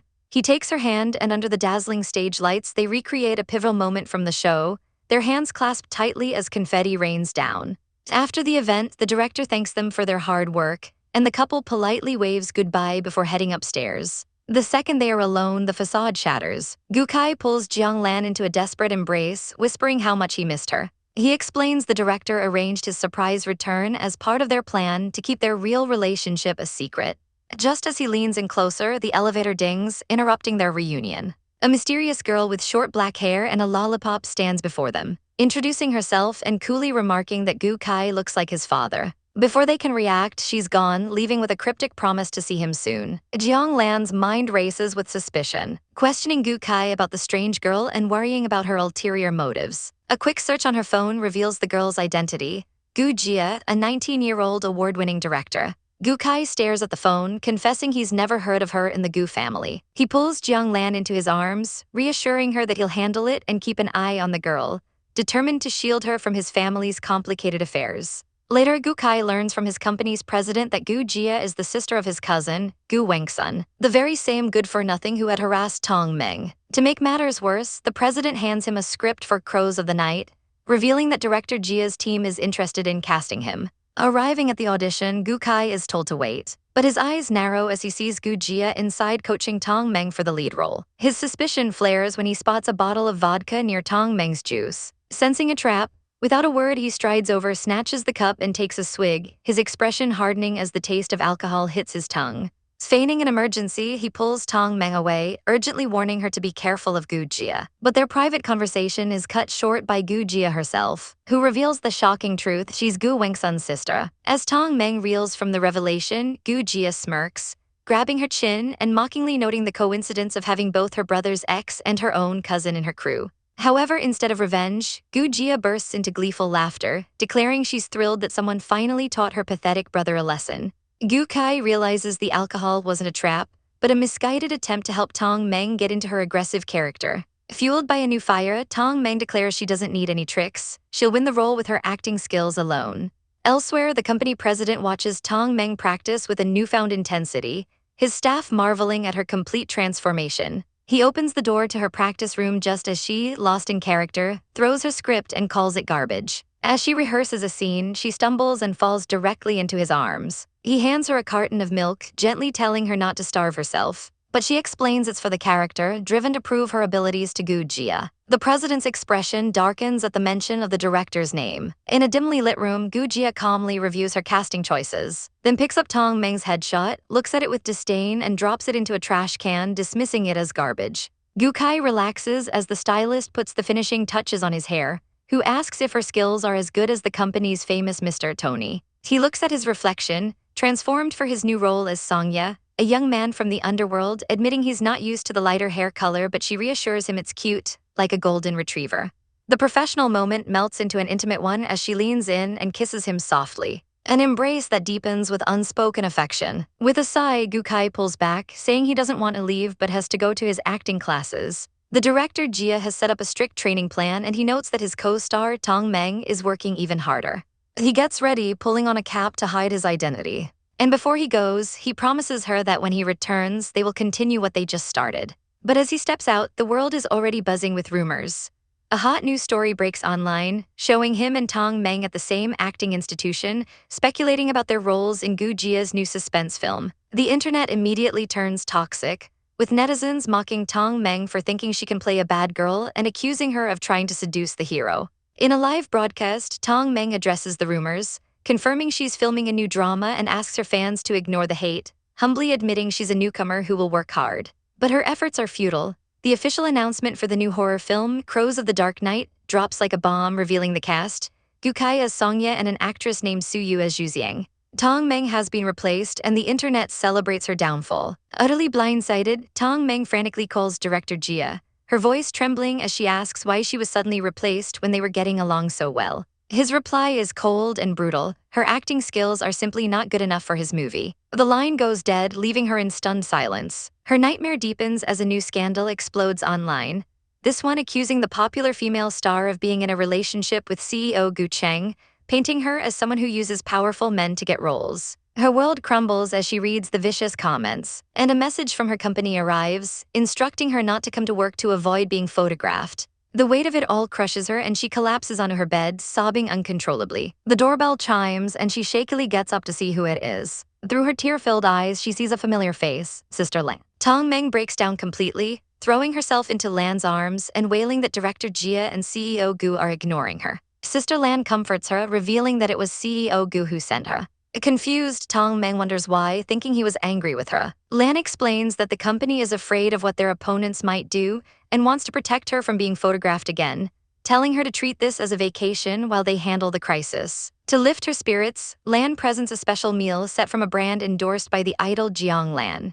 Tong Meng is momentarily flustered, sputtering that she only likes the merchandise that comes with it, not the food itself. She reflects quietly that she always thought CEO Gu was cold and inhumane, but this thoughtful gesture proves otherwise. He knows exactly how to cheer her up. A realization dawns on her: that store doesn't deliver, meaning he must have gone himself. As the two women spend the day playing games to forget the world outside, a different drama unfolds on a desolate rooftop. Gu Kai confronts Su Yu, the actress who replaced Tong Meng. Su Yu smirks, correctly guessing he's there to ask about Tong Meng. She claims she knew about Tong Meng's affair with CEO Gu and that she had to be replaced to protect the film's reputation. In his office, CEO Gu Cheng dismisses this narrative, telling an associate that the relationship was purely professional. He knows director Gu Jia has other motives, a dangerous game in play where everyone is just a chess piece. Back on the rooftop, Gu Kai scoffs at Su Yu's explanation, knowing Gu Jia's willingness to cast Tong Meng meant there was a deeper reason. Su Yu's demeanor shifts, her eyes flashing red as she leans in close, whispering a taunt about getting Gu Cheng caught in a scandal. Before he can react, she viciously kicks him in the stomach and dials Gu Cheng's number. As the call connects, she tosses the phone into the air, letting it shatter on the concrete. She warns Gu Kai not to make guesses, accusing him of being sent by Gu Cheng to test her. Her voice drips with venom as she asks why he trusts Gu Cheng. Before delivering a devastating blow, she asks if he wants to know who killed his father. The words shatter Gu Kai's composure, sending him into a memory from 21 years ago. He sees his father collapsing in the pouring rain and a woman dressed as an angel rushing to his aid, claiming she's a doctor who will save him. That was how his parents met. A sickly master who ran from home was saved by a woman he fell in love with. But the question has haunted him his whole life: if she saved him then, why is his father dead now? He demands to know what Su Yu knows. She begins a dark fairy tale about a vampire duke and his two sons. The younger was born with a disability, and the duke decided to heal him with the blood of his healthy older brother.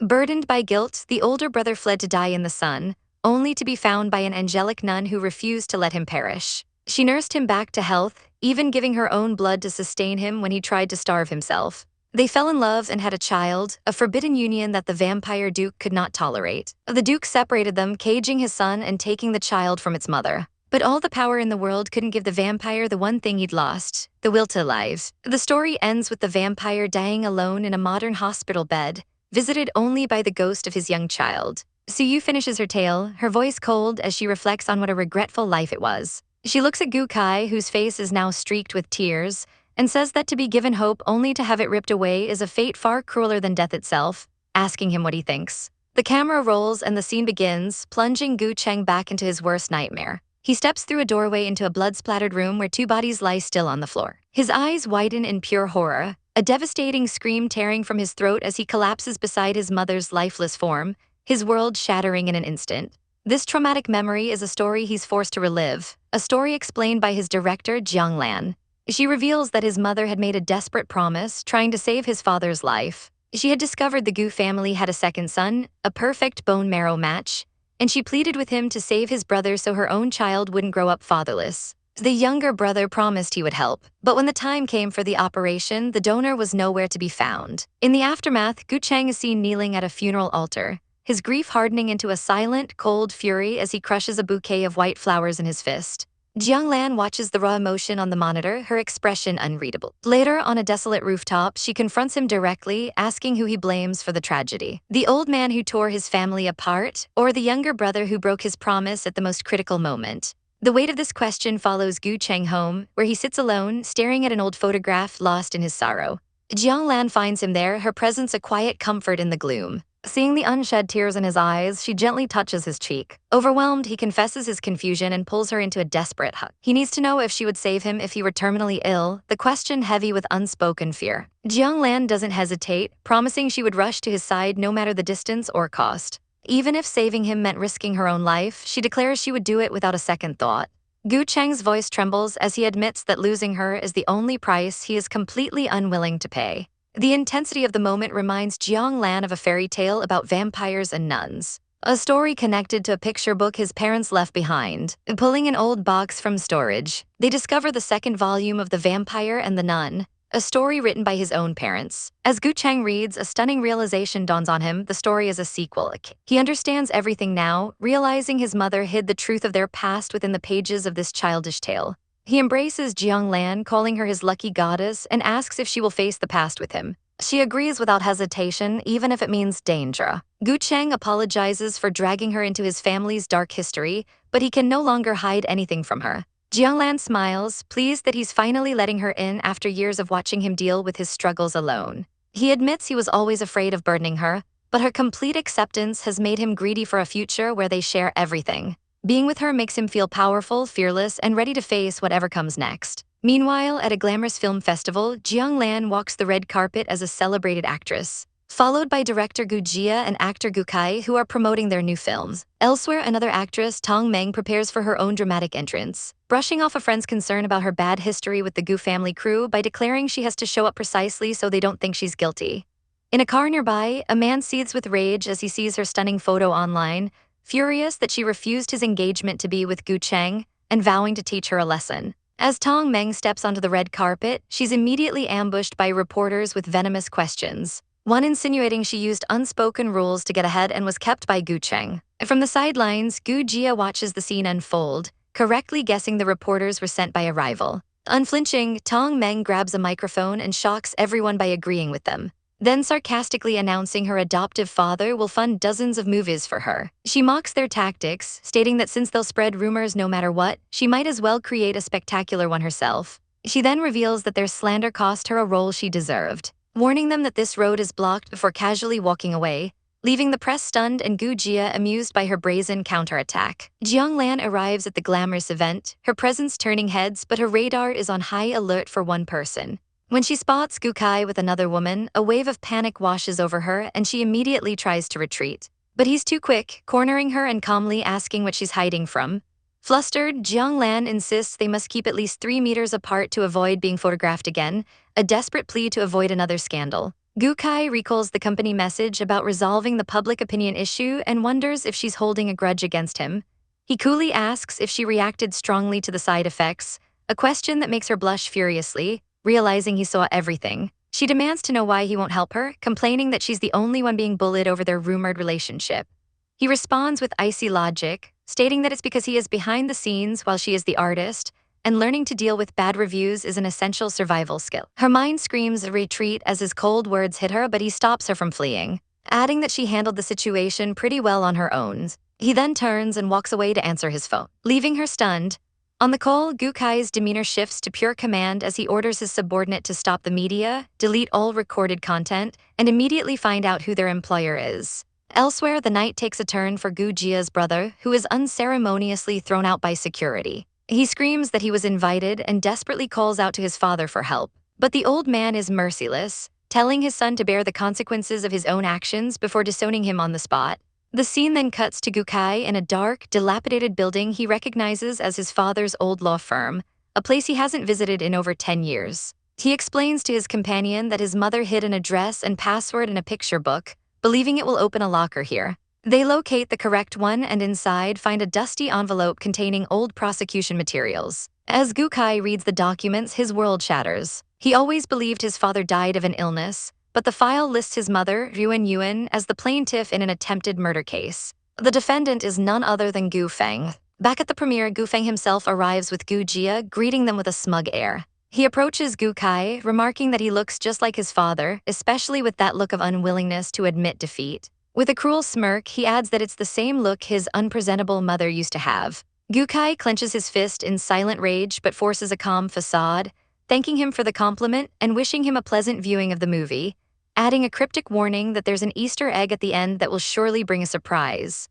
The film Crows of the Dark Knight begins, a tense thriller that culminates in a rooftop confrontation. A woman pleads with the protagonist that his revenge is meaningless, but he retorts that while others may not care, he does. He declares he must give an account for the unjustly departed soul, then shoots her, wishing his detective a happy birthday as she plummets to her death. As the credits roll, the audience applauds, but Jiang Lan is weeping. When Gu Kai asks why, she laments that such a brilliant female character wasn't played by her. Much to his bemusement, suddenly the Easter egg begins, a shocking dashcam video showing a man who looks exactly like Gu Kai in a car with a woman. The idyllic scene is shattered by a violent collision with a truck. The lights come up and the man from the video, Gu Kai himself, appears on screen to address the stunned audience. He announces he's about to tell a story far more outrageous than the movie they just watched, revealing the people in the crash were his mother Yuan Yuan and his uncle Gu Cheng. He lays bare a dark family history.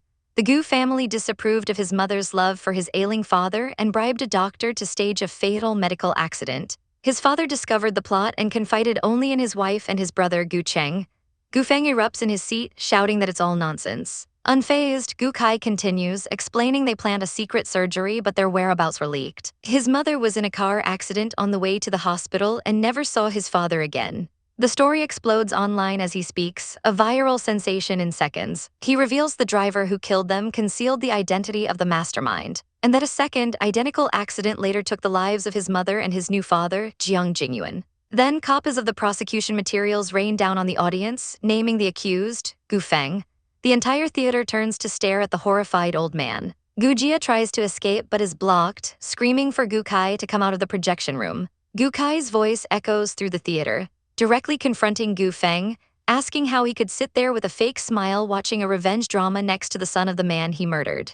Later, at an award ceremony, Jiang Lan gracefully accepts the award for Best Actress. When Gu Kai is announced as the winner for Most Anticipated Newcomer, the room buzzes with gossip about his war with the Gu family. Since he is absent, Jiang Lan accepts the award on his behalf, thinking to herself that she is now seeing the top scenery he always dreamed of for him. Meanwhile, Gu Kai stands alone, reflecting that he has finally kept his promise to stand on the same stage as her. A security guard informs him someone has arrived to take him back, and he comes face to face with a stone-cold Gu Heng. On the phone later, Gu Kai tells Jiang Lan that creating a massive public spectacle was the safest path.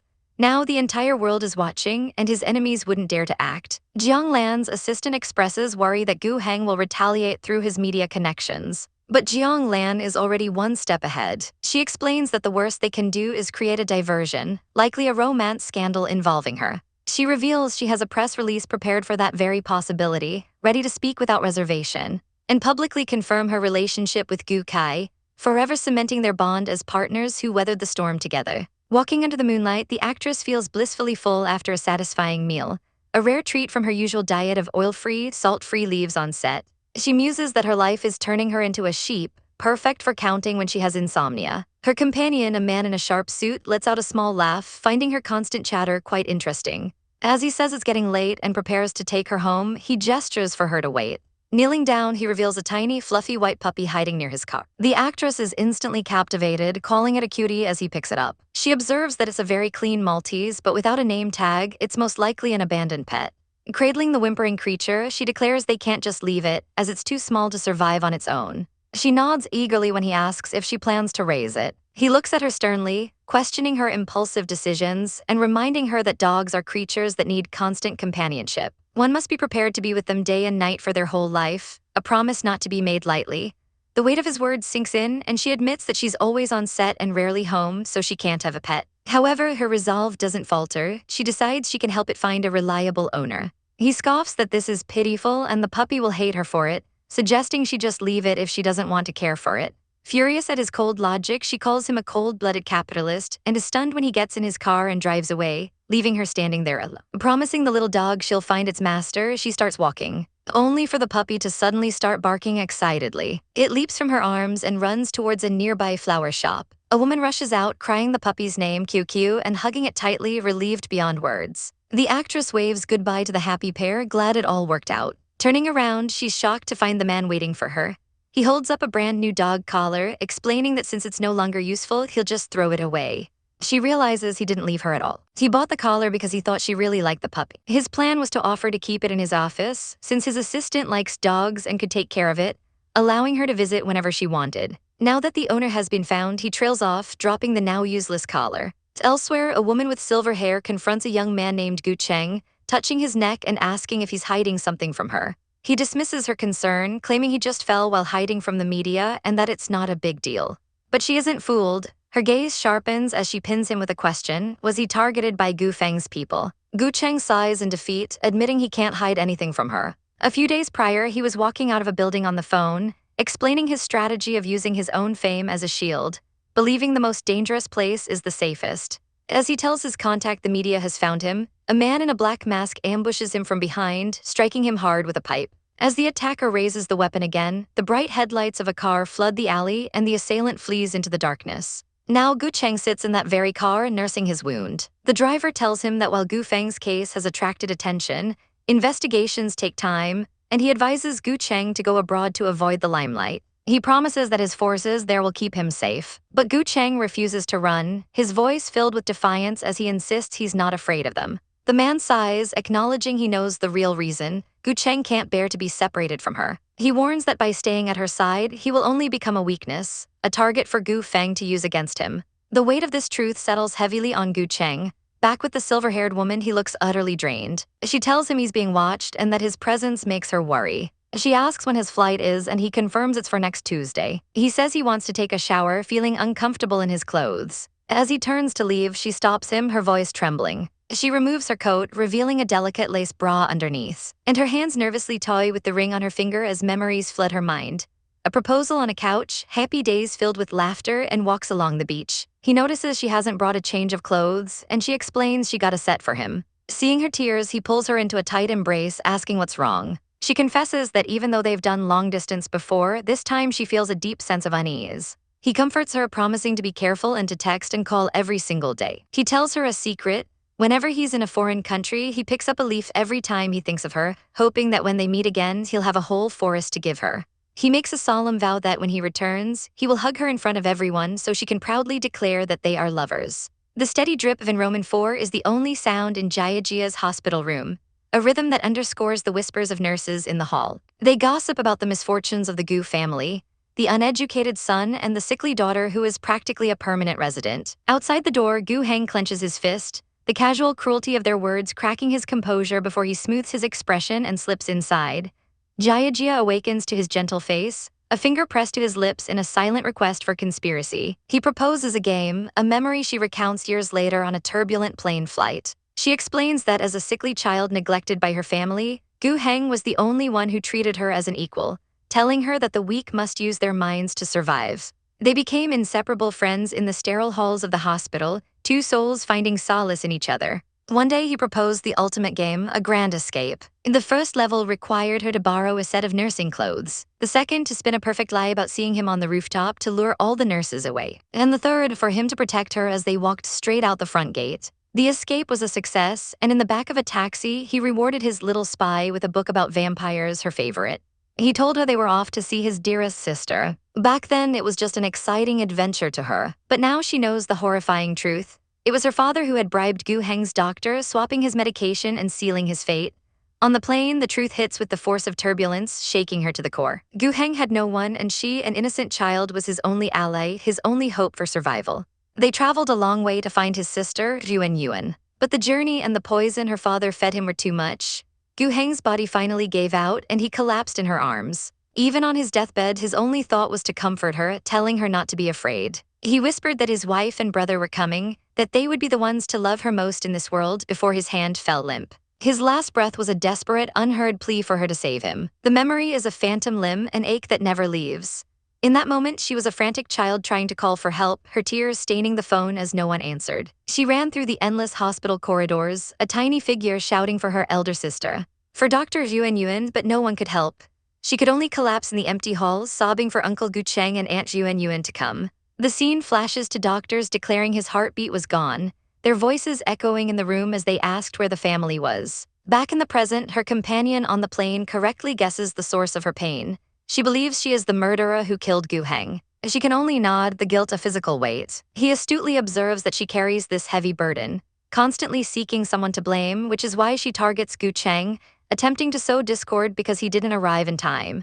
Hearing it laid bare, Jiajia feels terribly stupid. He offers a strange comfort, saying her existence gave Gu Heng a final ray of hope, a reason to believe in someone unconditionally before he left this world. As the plane finally passes through the air layer, the journey becomes smooth again, mirroring a fragile peace settling over her heart. In another world, actress Tong Meng reviews a script with disdain. She complains about the cliché romance plot, wishing for a more arrogant heroine. Her manager tells her she has no choice. This is a PR move from CEO Gu himself. He shows her a news article about a new drama starring an actress who looks just like her, a tactic to dispel the rumors that she's Gu Cheng's mistress. The final twist in this clever plan is that she must go experience life by working as CEO Gu's actual assistant.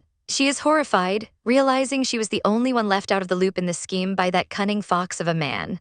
Despite her fury, she arrives at the towering Gu Corp headquarters and dutifully introduces herself. Gu Cheng is dismissive, handing her an itinerary without a single glance, and telling her to direct any questions to Secretary Wu. Initially, she scoffs, thinking the job a piece of cake. The tasks start simply, making coffee, booking travel, and picking up packages. But when faced with a mountain of identical-looking binders, she panics. She randomly grabs one marked unimportant, only to discover it's filled with photos of Gu Jia and evidence that Gu Jia is investigating her, planning to escalate their scandal. Gu Cheng appears suddenly, declaring the data useless and ordering it destroyed. Tong Meng confronts him, demanding to know if he was aware of Gu Jia's scheme. His reply is a cold, "So what?" adding that he already solved the problem for her. The truth crashes down on her. Gu Jia was never targeting her but Gu Cheng all along. He knew everything and let her walk into the fire, a mere pawn in his family's grand chess game. The feeling of being used leaves her utterly aggrieved. On their next business trip, she maintains a rigid professional distance, reciting his schedule from several seats away on the plane. He asks why she's so far from him, and she replies coolly that it's safer for superiors and subordinates to keep their distance. He senses her deliberate withdrawal, a new coldness that persists from the office to the elevator. At the hotel, the divide is made literal. He's in the presidential suite 2208, while she's been booked into room 0404, 18 floors between them.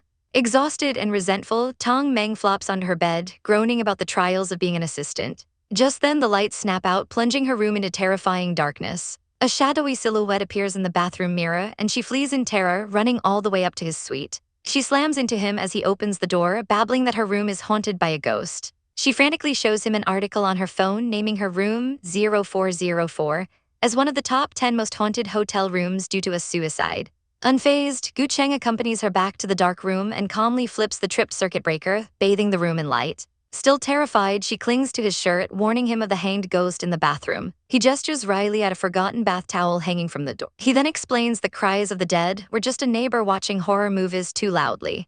As relief washes over her, he adds a chilling detail. He checked the news, and the story about the room being haunted is, unfortunately, true. Hatera returns full force, and she starts praying feverishly. Seeing her state, he asks if she's really that scared and then makes a stunning offer. She can sleep in his room tonight. The words trigger a flashback to a drunken night where she confessed her feelings for him, begging to stay in his room. Shaking her head clear, she recoils, snapping that his offer is wildly inappropriate and nothing short of workplace harassment. With an unreadable expression, he snatches the keycard back and counters with an even more baffling proposal, telling her that if she won't take his room, then he'll just have to live in her haunted one instead.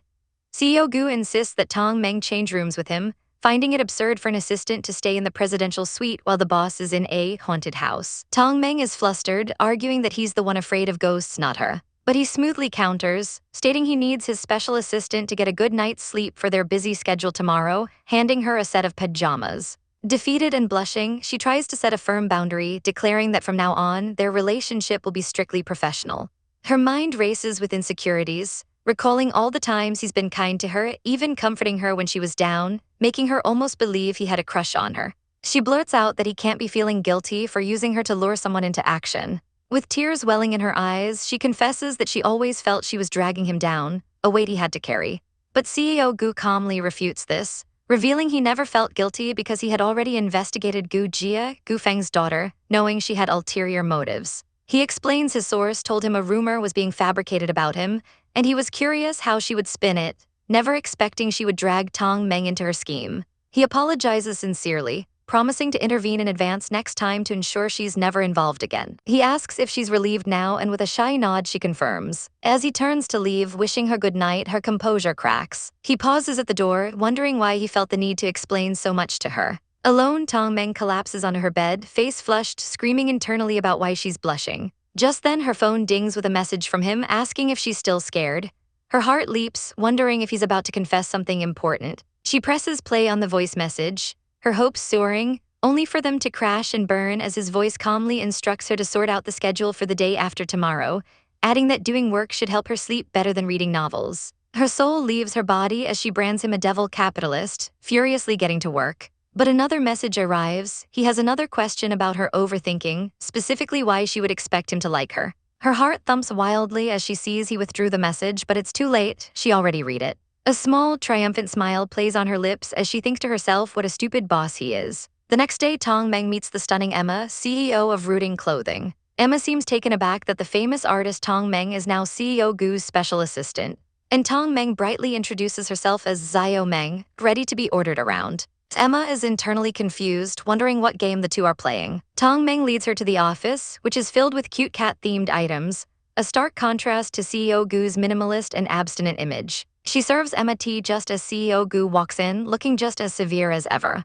Emma teases him, saying she thought he was a boring person but didn't expect his interesting taste. He coolly deflects, stating it was his assistant's decision, making Emma realize his indulgence is a form of pampering. Getting down to business, CEO Gu expresses interest in working with Tong Meng and asks for her schedule and quotation.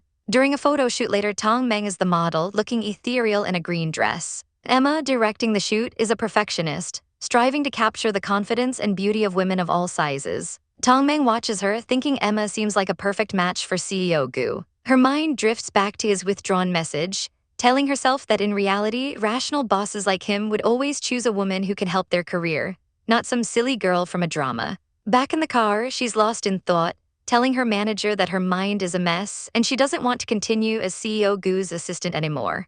Meanwhile, CEO Gu is in his office when his secretary informs him that Tong Meng joined her film crew yesterday. He remarks on how quiet it's been, and when asked about the things she left behind, he simply tells the secretary to leave them there. Later, at a press conference for a new product launch, Tong Meng is the spokesperson, elegantly watching fish in a large aquarium. Suddenly, a voice praises her for taking a well-deserved break, and she turns to find CEO Gu standing right behind her. Flustered, she asks if he's there to meet his fiancée, recalling the company gossip about a blind date. He clarifies that he and Emma are just business partners from a failed blind date, and that he chose to work with Rui Ting because of her ability, not nepotism.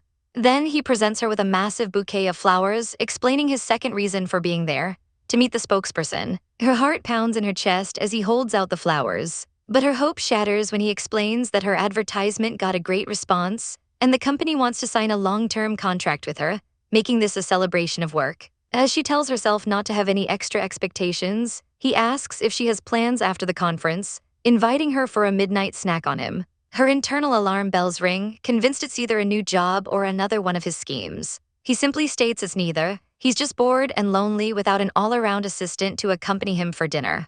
Her mind short-circuits at his unexpected vulnerability. To her shock, he takes her to a bustling roadside BBQ stall, where she immediately digs in, exclaiming how delicious it is. Just as she's enjoying herself, two fans recognize her and ask for an autograph. Before a crowd can gather, CEO Gu snaps his fingers, calmly asks the stall owner for his daily turnover, and slaps his wallet on the table, offering to pay 3 times the amount to book the entire place just for her. Tong Mei nearly spits out her drink, completely stunned by his ridiculously extravagant move. Walking through the moonlit city, a woman with purple hair sighs in contentment, finally full after a meal. She complains about her strict on-set diet of oil-free leaves, joking that she'll turn into a sheep. Her companion, a man in a sharp suit, listens with a faint smile, finding her chatter interesting. As he prepares to take her home, he stops abruptly, pointing to something near her feet. It's a tiny abandoned puppy, a fluffy white Maltese that she immediately finds adorable. She scoops it up, noting it's clean but has no name tags, likely abandoned. Believing the small dog can't survive on its own, she eagerly decides to take it home. The man, however, cautions her against making impulsive decisions, reminding her that a dog needs constant companionship. The weight of his words hits her. She's always on set and can't provide a proper home. Instead, she resolves to find it a reliable owner. He calls her out for making excuses, saying it's pitiful to just cast the puppy aside. Annoyed, she decides to search for the owner herself, muttering that he's a cold-blooded capitalist as he seemingly drives away. She promises the little dog she'll find its master, and just as she does, it begins barking excitedly. The puppy leaps from her arms and runs into a nearby shop, straight to a woman who cries out its name, Q, hugging it tightly in relief. The woman thanks her profusely for bringing her baby back, and with a final wave, she says goodbye. Turning around, she's shocked to see the man is still there, holding a brand new dog collar. He confesses he never left, explaining that he thought she really liked the puppy. He had planned to let her keep it at his office, giving her a perfect excuse to visit him anytime she wanted. The implication hangs in the air as she stares at him, realizing his gesture wasn't just about the dog. He was creating a reason for them to see each other. Elsewhere, a famous actress named Jiang Lan receives a letter at her vanity. Her assistant notes it's from Gu Kai in England, teasing him for being romantic enough to send a handwritten letter in the age of video calls. Inside, Jiang Lan finds not a letter, but a single perfect autumn leaf with the words "Miss You" delicately written on it. A memory flashes through her mind, Gu Kai telling her that every time he thinks of her, he picks up a leaf and keeps it. Holding the fragile token, she wonders if she should prepare a return gift. The scene shifts to a lush, rural village where Jiang Lan is filming a show. A local girl excitedly tells her how much she loves her work. Walking through the beautiful scenery, the girl points out a red bean tree, explaining that in her village they make bracelets from the beans and give them to the person they love, symbolizing they are the only one in their life. As Jiang Lan reaches for the vibrant red berries, a voice greets her from behind. It's a man with glasses, Duanzai, holding a sprig of red beans and asking if she remembers him. A painful memory surfaces, a younger Duanzai confessing his feelings and her turning him down, coldly stating she needed to focus on her dream of becoming an actor and couldn't be distracted by love. Back in the present, they sit together by a stream. He recalls that night with a laugh, saying he told everyone his first love was an incredibly ambitious woman who would achieve great things. Jiang Lan looks on, a little embarrassed, as he pours her a drink. He reveals he went to Australia after graduation, but recently got a job offer back in China. He is a producer, and it turns out he's the client visiting the set. He wastes no time getting to business, asking if she knows the popular competition show Chasing the Wind and Waves. She admits she's a huge fan, and he reveals he's in charge of planning the new season and that she is his ideal guest. He asks her to give him a chance, but she hesitates, reminding him she's an actor, not a singer or dancer. Duanzai plays his trump card, pointing out that her younger brother, Gu Kai, is a famous idol, suggesting she has the talent to cross over. Miles away in London, Gu Kai tells his sister over the phone that he already promised the producer he'd participate, all to help her get on the show. Later, on set, a director teases Duanzai for traveling so far just to see his white moonlight goddess. Duanzai silently wonders if he still has a chance with her after all these years, clutching the red beans in his hand. In a dance studio, Jiang Lan moves with surprising grace and power, mastering the choreography with intense focus. Zai watches from the doorway, amazed at her raw talent. The secret to her progress is her brother, Kai, who coaches her tirelessly over video call. He praises her as a genius, correcting her form and giving her unconditional encouragement. He sadly tells her he can only watch from afar, wishing he could be there to dance with her. After practice, Zai approaches Lan and offers her milk tea, but she politely declines, having given it up. He can only watch her walk away, leaving him standing alone. The work continues with a dazzling promotional photo shoot, which wraps up at 3 a.m. Utterly exhausted, Lan arrives home, her phone dead. She finds her front door unlocked and her heart freezes. Someone broke in. She flips on the lights to find a strange suitcase in her living room. Then she sees them, a pair of unfamiliar high heels on the floor. Her terror mounts as she creeps towards the bathroom, where she sees a silhouette of two people kissing through the frosted glass. The door suddenly cracks open and a man emerges with only a towel around his waist, water dripping from his hair. It's her brother, Kai, who looks at her and casually says she's back, just a little late.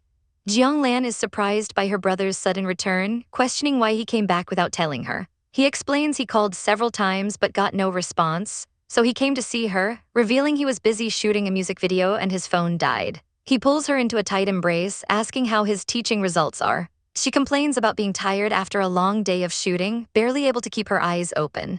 He reassures her that he knows she's worked hard, which is why he came back to help her win. Pulling her into a passionate kiss, he then reveals a table covered in his dress designs, asking if she drew them all herself. He confirms he drew them, believing his sister can handle any style. He points out a Ching Sam costume first, suggesting it would evoke the elegant feelings from the drama Kaiming. She dismisses it as not fresh enough, so he moves on to a retro Hong Kong movie style, designed to highlight a dangerous and sexy ambiguity. While she admits it's not bad, she feels it's still within her comfort zone. His interest is piqued by one particular design. He asks where she came up with it, explaining that it's based on the idea that in this world, roses and snakes are close friends. At night, they transform into each other, a beautiful but deadly combination, with the snake's blush and the rose's shimmering scales. He tells her that she is both the rose and the snake. Everyone has two sides, and he wants her to show them both on stage, promising to design the costumes and choreography completely to her preferences. He encourages her to go on stage and conquer the audience with her skills. The stage erupts in a crimson spectacle for her performance of Bloody Love Story, a dark and powerful tale of a heart carved from the chest. She appears as a hooded queen, commanding the stage with an aura of deadly allure, transforming into a mesmerizing figure surrounded by butterflies and holding a skull. The audience is stunned, questioning if this is really Lan. The difference from her usual style is so vast. The director is equally amazed, remarking that it's like watching a musical, calling her a Medusa on stage, a Salome who captures and kills the audience with her gaze. Her performance is a resounding success, earning her the #1 spot in the first stage voting. Back in Lan's exclusive lounge, she's approached by her brother, now disguised in a cap and mask. She tells him she's satisfied with her look and enjoyed the exciting night. He compliments her, calling her his personal stylist and saying she did well. He then informs her that his stylist's vacation is ending and he's flying back to the UK today. Before leaving, he leans in close, whispering that he wants to leave a memorable trace, pulling her into a deep, possessive kiss. He teases her, asking if she's really so easily satisfied with just a small reward. Before pulling her onto his lap, he calls her a snake, asking if she wants him to let her eat the forbidden fruit, and she admits she's happy with it. Their intimate moment is interrupted by a sharp knock on the door. It's Zai. Lan quickly tells him to wait while she's changing. As her brother leaves, Zai tells Lan that the pre-cut stage demo is ready and the other sisters are gathering in the recording studio.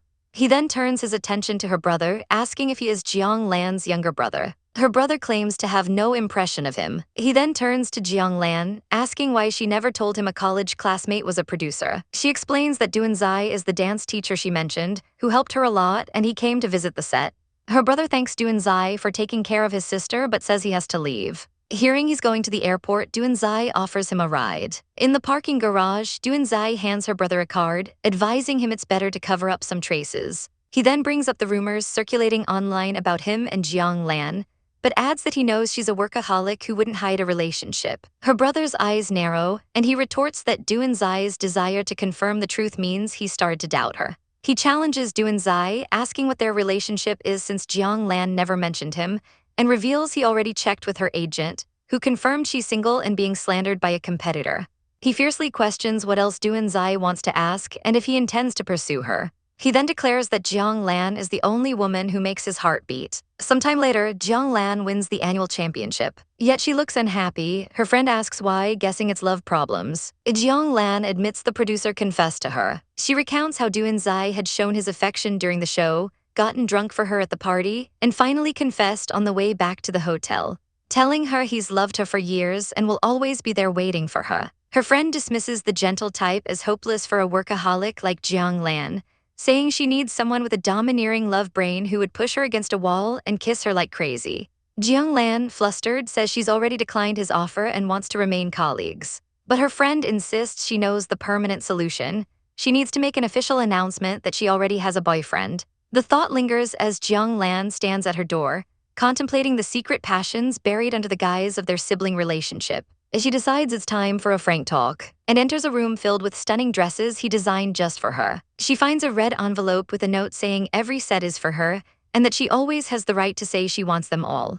He also included a wedding dress design, admitting it was his selfish wish to see her wear it. She smiles, whispering that she likes it and would love to wear it privately with him someday. Later, he calls her from London, telling her he's been thinking about something and that it's time to make it official. A look of determination crosses her face as she replies that this time she will let him find her. In the bright bustle of an airport, a stylish woman named Jiang Lan pulls her suitcase, her eyes scanning the crowd until they lock onto a man in a leather jacket, Gu Kai. A smile blooms on her face as he sweeps her into a warm embrace, a reunion that feels like coming home. Their journey continues onto the romantic streets of London, hand in hand, a perfect picture of a couple in love. But they are not alone. Eagle-eyed fans spot them, recognizing the beautiful Miss Jiang and wondering about the handsome man beside her. Phones come out, cameras click, and in an instant, their private moment becomes a trending topic. Unaware of the digital storm they've created, they simply enjoy each other's company, sharing an ice cream on a double-decker bus, lost in their own world. Meanwhile, the internet is on fire. In a quiet moment on the London Eye, Jiang Lan scrolls through her phone, seeing the 3 trending entries about their date. The whole world is speculating, with fans debating if they are siblings or lovers. A sly smile graces her lips as she asks Gu Kai if he's ready to give everyone an answer. With a look of calm resolve, he agrees. With a single tap, the announcement is made. Jiang Lan posts that he is her weakness but also her armor. Gu Kai declares they are family and lovers, sealing their status to the world. The news explodes, sending shockwaves through their fandom. In an office far away, Tang Mengmeng stares at her phone, her world completely shattering. She asks her colleague, CEO Gu, if he knew about this, and his simple confirmation sends her into a spiral of despair. Her goddess has fallen in love with someone else. With tears in her eyes, she furiously declares that Gu Kai is unworthy of Jiang Lan. An assistant calmly reports the chaos to CEO Gu, noting that the announcement has triggered 9 hot searches and public opinion is getting out of control. But CEO Gu is unconcerned with the fans, simply telling his staff to let them vent. His attention is fixed on one thing, the heartbroken girl in his office. He tells her that a little girl whose idol's reputation is in trouble needs to go out and relax, offering the leash to his Dalmatian puppy. An hour later, he finds her in the pantry, having walked the dog and bought cake, and asks if she feels better now. Tang Mengmeng clarifies that she has no complaints against Gu Kai pursuing his happiness. Her real pain comes from being the one left in the dark, the supposed #1 fan who knew nothing while everyone else did. CEO Gu notes that her insensitivity to love makes it normal she wouldn't see their secret relationship. He leans in closer, asking what's wrong with her after she eats the rum-flavored cake. Provoked, she snaps back, questioning what qualifications he has to criticize her when he can't see the feelings of others right in front of him. He challenges her, asking who these others are. He leans over the door, trapping her, coolly stating he can see just fine and has been giving her signals and chances for a long time. She stubbornly denies feeling anything, crossing her arms. He lists his actions, offering crisis PR, wanting her as a personal assistant, buying her flowers, meals, and even a puppy to keep by her side. He dismisses her suggestion that friends do such things, stating coldly he has no friends, only subordinates. He tells her they've given her special treatment, but she remains oblivious. She admits she's thick-skinned and needs him to be straightforward because she can't read minds. He leans in, his face inches from hers, and softly asks what she wants him to say. Overwhelmed and impulsive, she answers not with words but with action, grabbing his tie and pulling him into a kiss. After a moment of surprise, he takes control, deepening the kiss with an intensity that leaves her breathless. He pulls back slightly, revealing that he's a germaphobe who has never done this with anyone before, asking if she can believe him now. When she stubbornly refuses to believe it, a wry smile crosses his face. He calls her a greedy, bad girl and declares he'll just have to do it until she believes him, pulling her into another passionate kiss. Elsewhere, justice is served as news breaks that the criminal Gu Feng was arrested for hiring a murderer, brought down by evidence from Jiang Jingyuan. Gu Kai watches the report from his car, a cold satisfaction in his eyes. Beside him, Jiang Lan remarks that her father always said justice might be late, but it is never absent. Their agent informs them that due to the public stir, he's suspended their announcements, but there's a banquet they must attend. It's an invitation to the Gu family's patriarch's birthday party. At the same time, Tong Mengmeng's grandfather presents her with the very same invitation, asking if she'll accompany him. She panics, remembering her impulsive kiss with CEO Gu and how she's been avoiding him ever since. Her grandfather knowingly teases her, guessing she wants to see that beautiful female star, Jiang Lan. The realization hits Tong Mengmeng. With Jiang Lan and Gu Kai having just taken down Gu Feng, their appearance at the Gu family home will be a battlefield of the rich and powerful. She vows to protect her idol. Rushing into the mansion, she slams headfirst into a firm chest. Looking up, she freezes, it's CEO Gu looking impossibly handsome. To her horror, she's left a bright red lipstick print on his pristine white collar. He leans down, a smirk playing on his lips as he asks if she's finally done hiding from him. She stammers that what happened that day never happened, but he cuts her off. He coolly informs her that he asked her grandfather to bring her here so they could chat after the party. With a smoldering gaze, he promises to give her the answer she wants, then leans in and whispers that he accepts her little gift. His confidence leaves her utterly speechless as he walks away, the lipstick mark a blatant trophy on his collar. In the quiet opulence of the study, Gu Hualin stands with an air of patriarchal authority. The door opens, and his grandson Gu Kai enters with Jiang Lan, announcing their presence and informing him that the other guests are waiting in the banquet hall. Gu Kai decides to say a quick hello so as not to disturb his grandparents reminiscing. He steps forward, wishing his grandfather a happy 70th birthday with a traditional blessing for long life and good fortune. He then presents his gift, a beautifully framed painting. Gu Hualin looks upon a family portrait that never existed, a painting of himself with his son and daughter-in-law as they would have been had they lived. Gu Kai explains that he asked a painter friend to create this image of what should have been. The old man is visibly moved, admitting the painting brings back many memories. He thanks Gu Kai not just for the gift, but for finding out why his favorite son died, resolving a knot that had been in his heart for years. He gestures for them to sit, pouring 2 glasses of wine as he speaks of reconciliation. He tells Gu Kai that no matter how long they've been apart, he is of the Gu family blood, and that fallen leaves always return to their roots. With a heavy sigh, he declares that he has forgiven Gu Kai's mother and the doors of the Gujia will always be open for him. He even offers Gu Kai a senior management position in the family business, dismissing his art career as a short-lived profession, and promises to hold a wedding for him and Jiang Lan once he starts working. The ultimatum is clear as he pushes a glass of wine forward. If Gu Kai is willing to acknowledge him as his grandfather, he must drink it. If he accepts, Gu Hualin will formally introduce them both at the party later. Gu Kai remains silent, a storm brewing behind his calm facade, while Jiang Lan places a steadying hand on his arm. It is Jiang Lan who breaks the silence, thanking Grandpa Gu for his blessings. With grace and a sharp edge, she challenges him, asking if he would still offer his recognition if she wasn't a famous female star. What if she were a doctor from a poor family, an ordinary worker, or a restaurant owner? Would she still have a chance to stand before him and call him Grandpa? The question hangs in the air, met with a steely glare from the old man. Gu Kai's voice, filled with years of pain, finally cuts through the tension.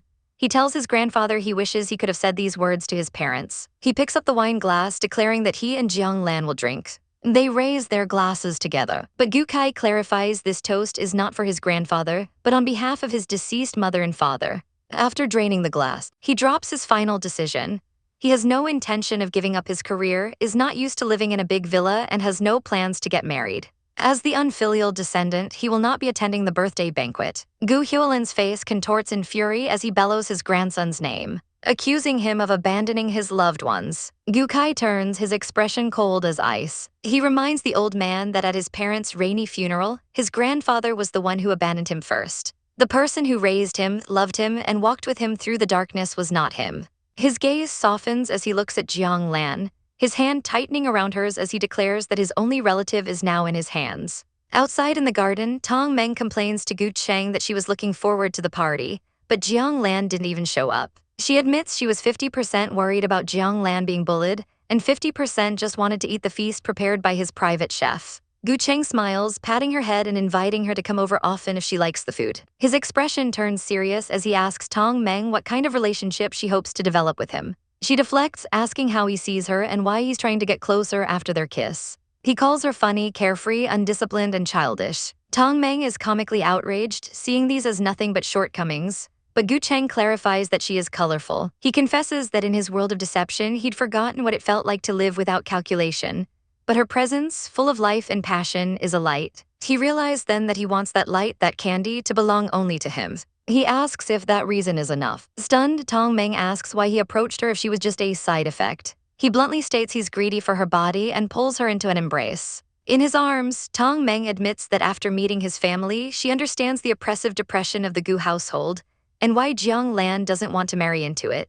She asks if dating him is like going to jail. Gu Cheng suggests she investigate for herself, offering a 2-month trial period to see if she can become a regular employee. He then leans in for a deep kiss under the stars. Tong Meng thinks to herself that an inferior committing an offense against a superior should be punished, not rewarded. He takes her hand, looks at the moonlit sky, and proposes they have a relationship without considering the future. The scene shifts to a film set 2 years later, where a director calls cut on a perfect wedding scene. The movie being filmed is White Truth, based on the Gu Heng case, with Gu Jie as the director and Jiang Lan and Gu Kai playing the leads. In this fictionalized version, the story has a happy ending. The heroine saves her husband, and together they fight against the corrupt industry. In this world, no one dies and justice arrives just in time. As filming wraps, Tong Meng rushes to embrace and congratulate Jiang Lan. Gu Kai playfully asks if she's only congratulating one person. Jiang Lan thanks her friend and offers her the bridal bouquet, telling her it's her turn now. Just as Gu Cheng arrives with a knowing smile, Jiang Lan watches the child actors who played their younger selves and muses on the magic of movies to create new possibilities and heal old scars. She feels like she's looking at a parallel version of themselves, one where they grew up loved. Gu Kai wonders aloud if in that world they would still have the same relationship. He gazes at her with unwavering conviction, confessing he has a feeling that no matter which parallel world he was in, he would fall in love with her without hesitation. There's no need to ask why, he just knows. For those who have known only coldness, the hard-earned gift of fate's warmth is a treasure to be grasped and cherished forever.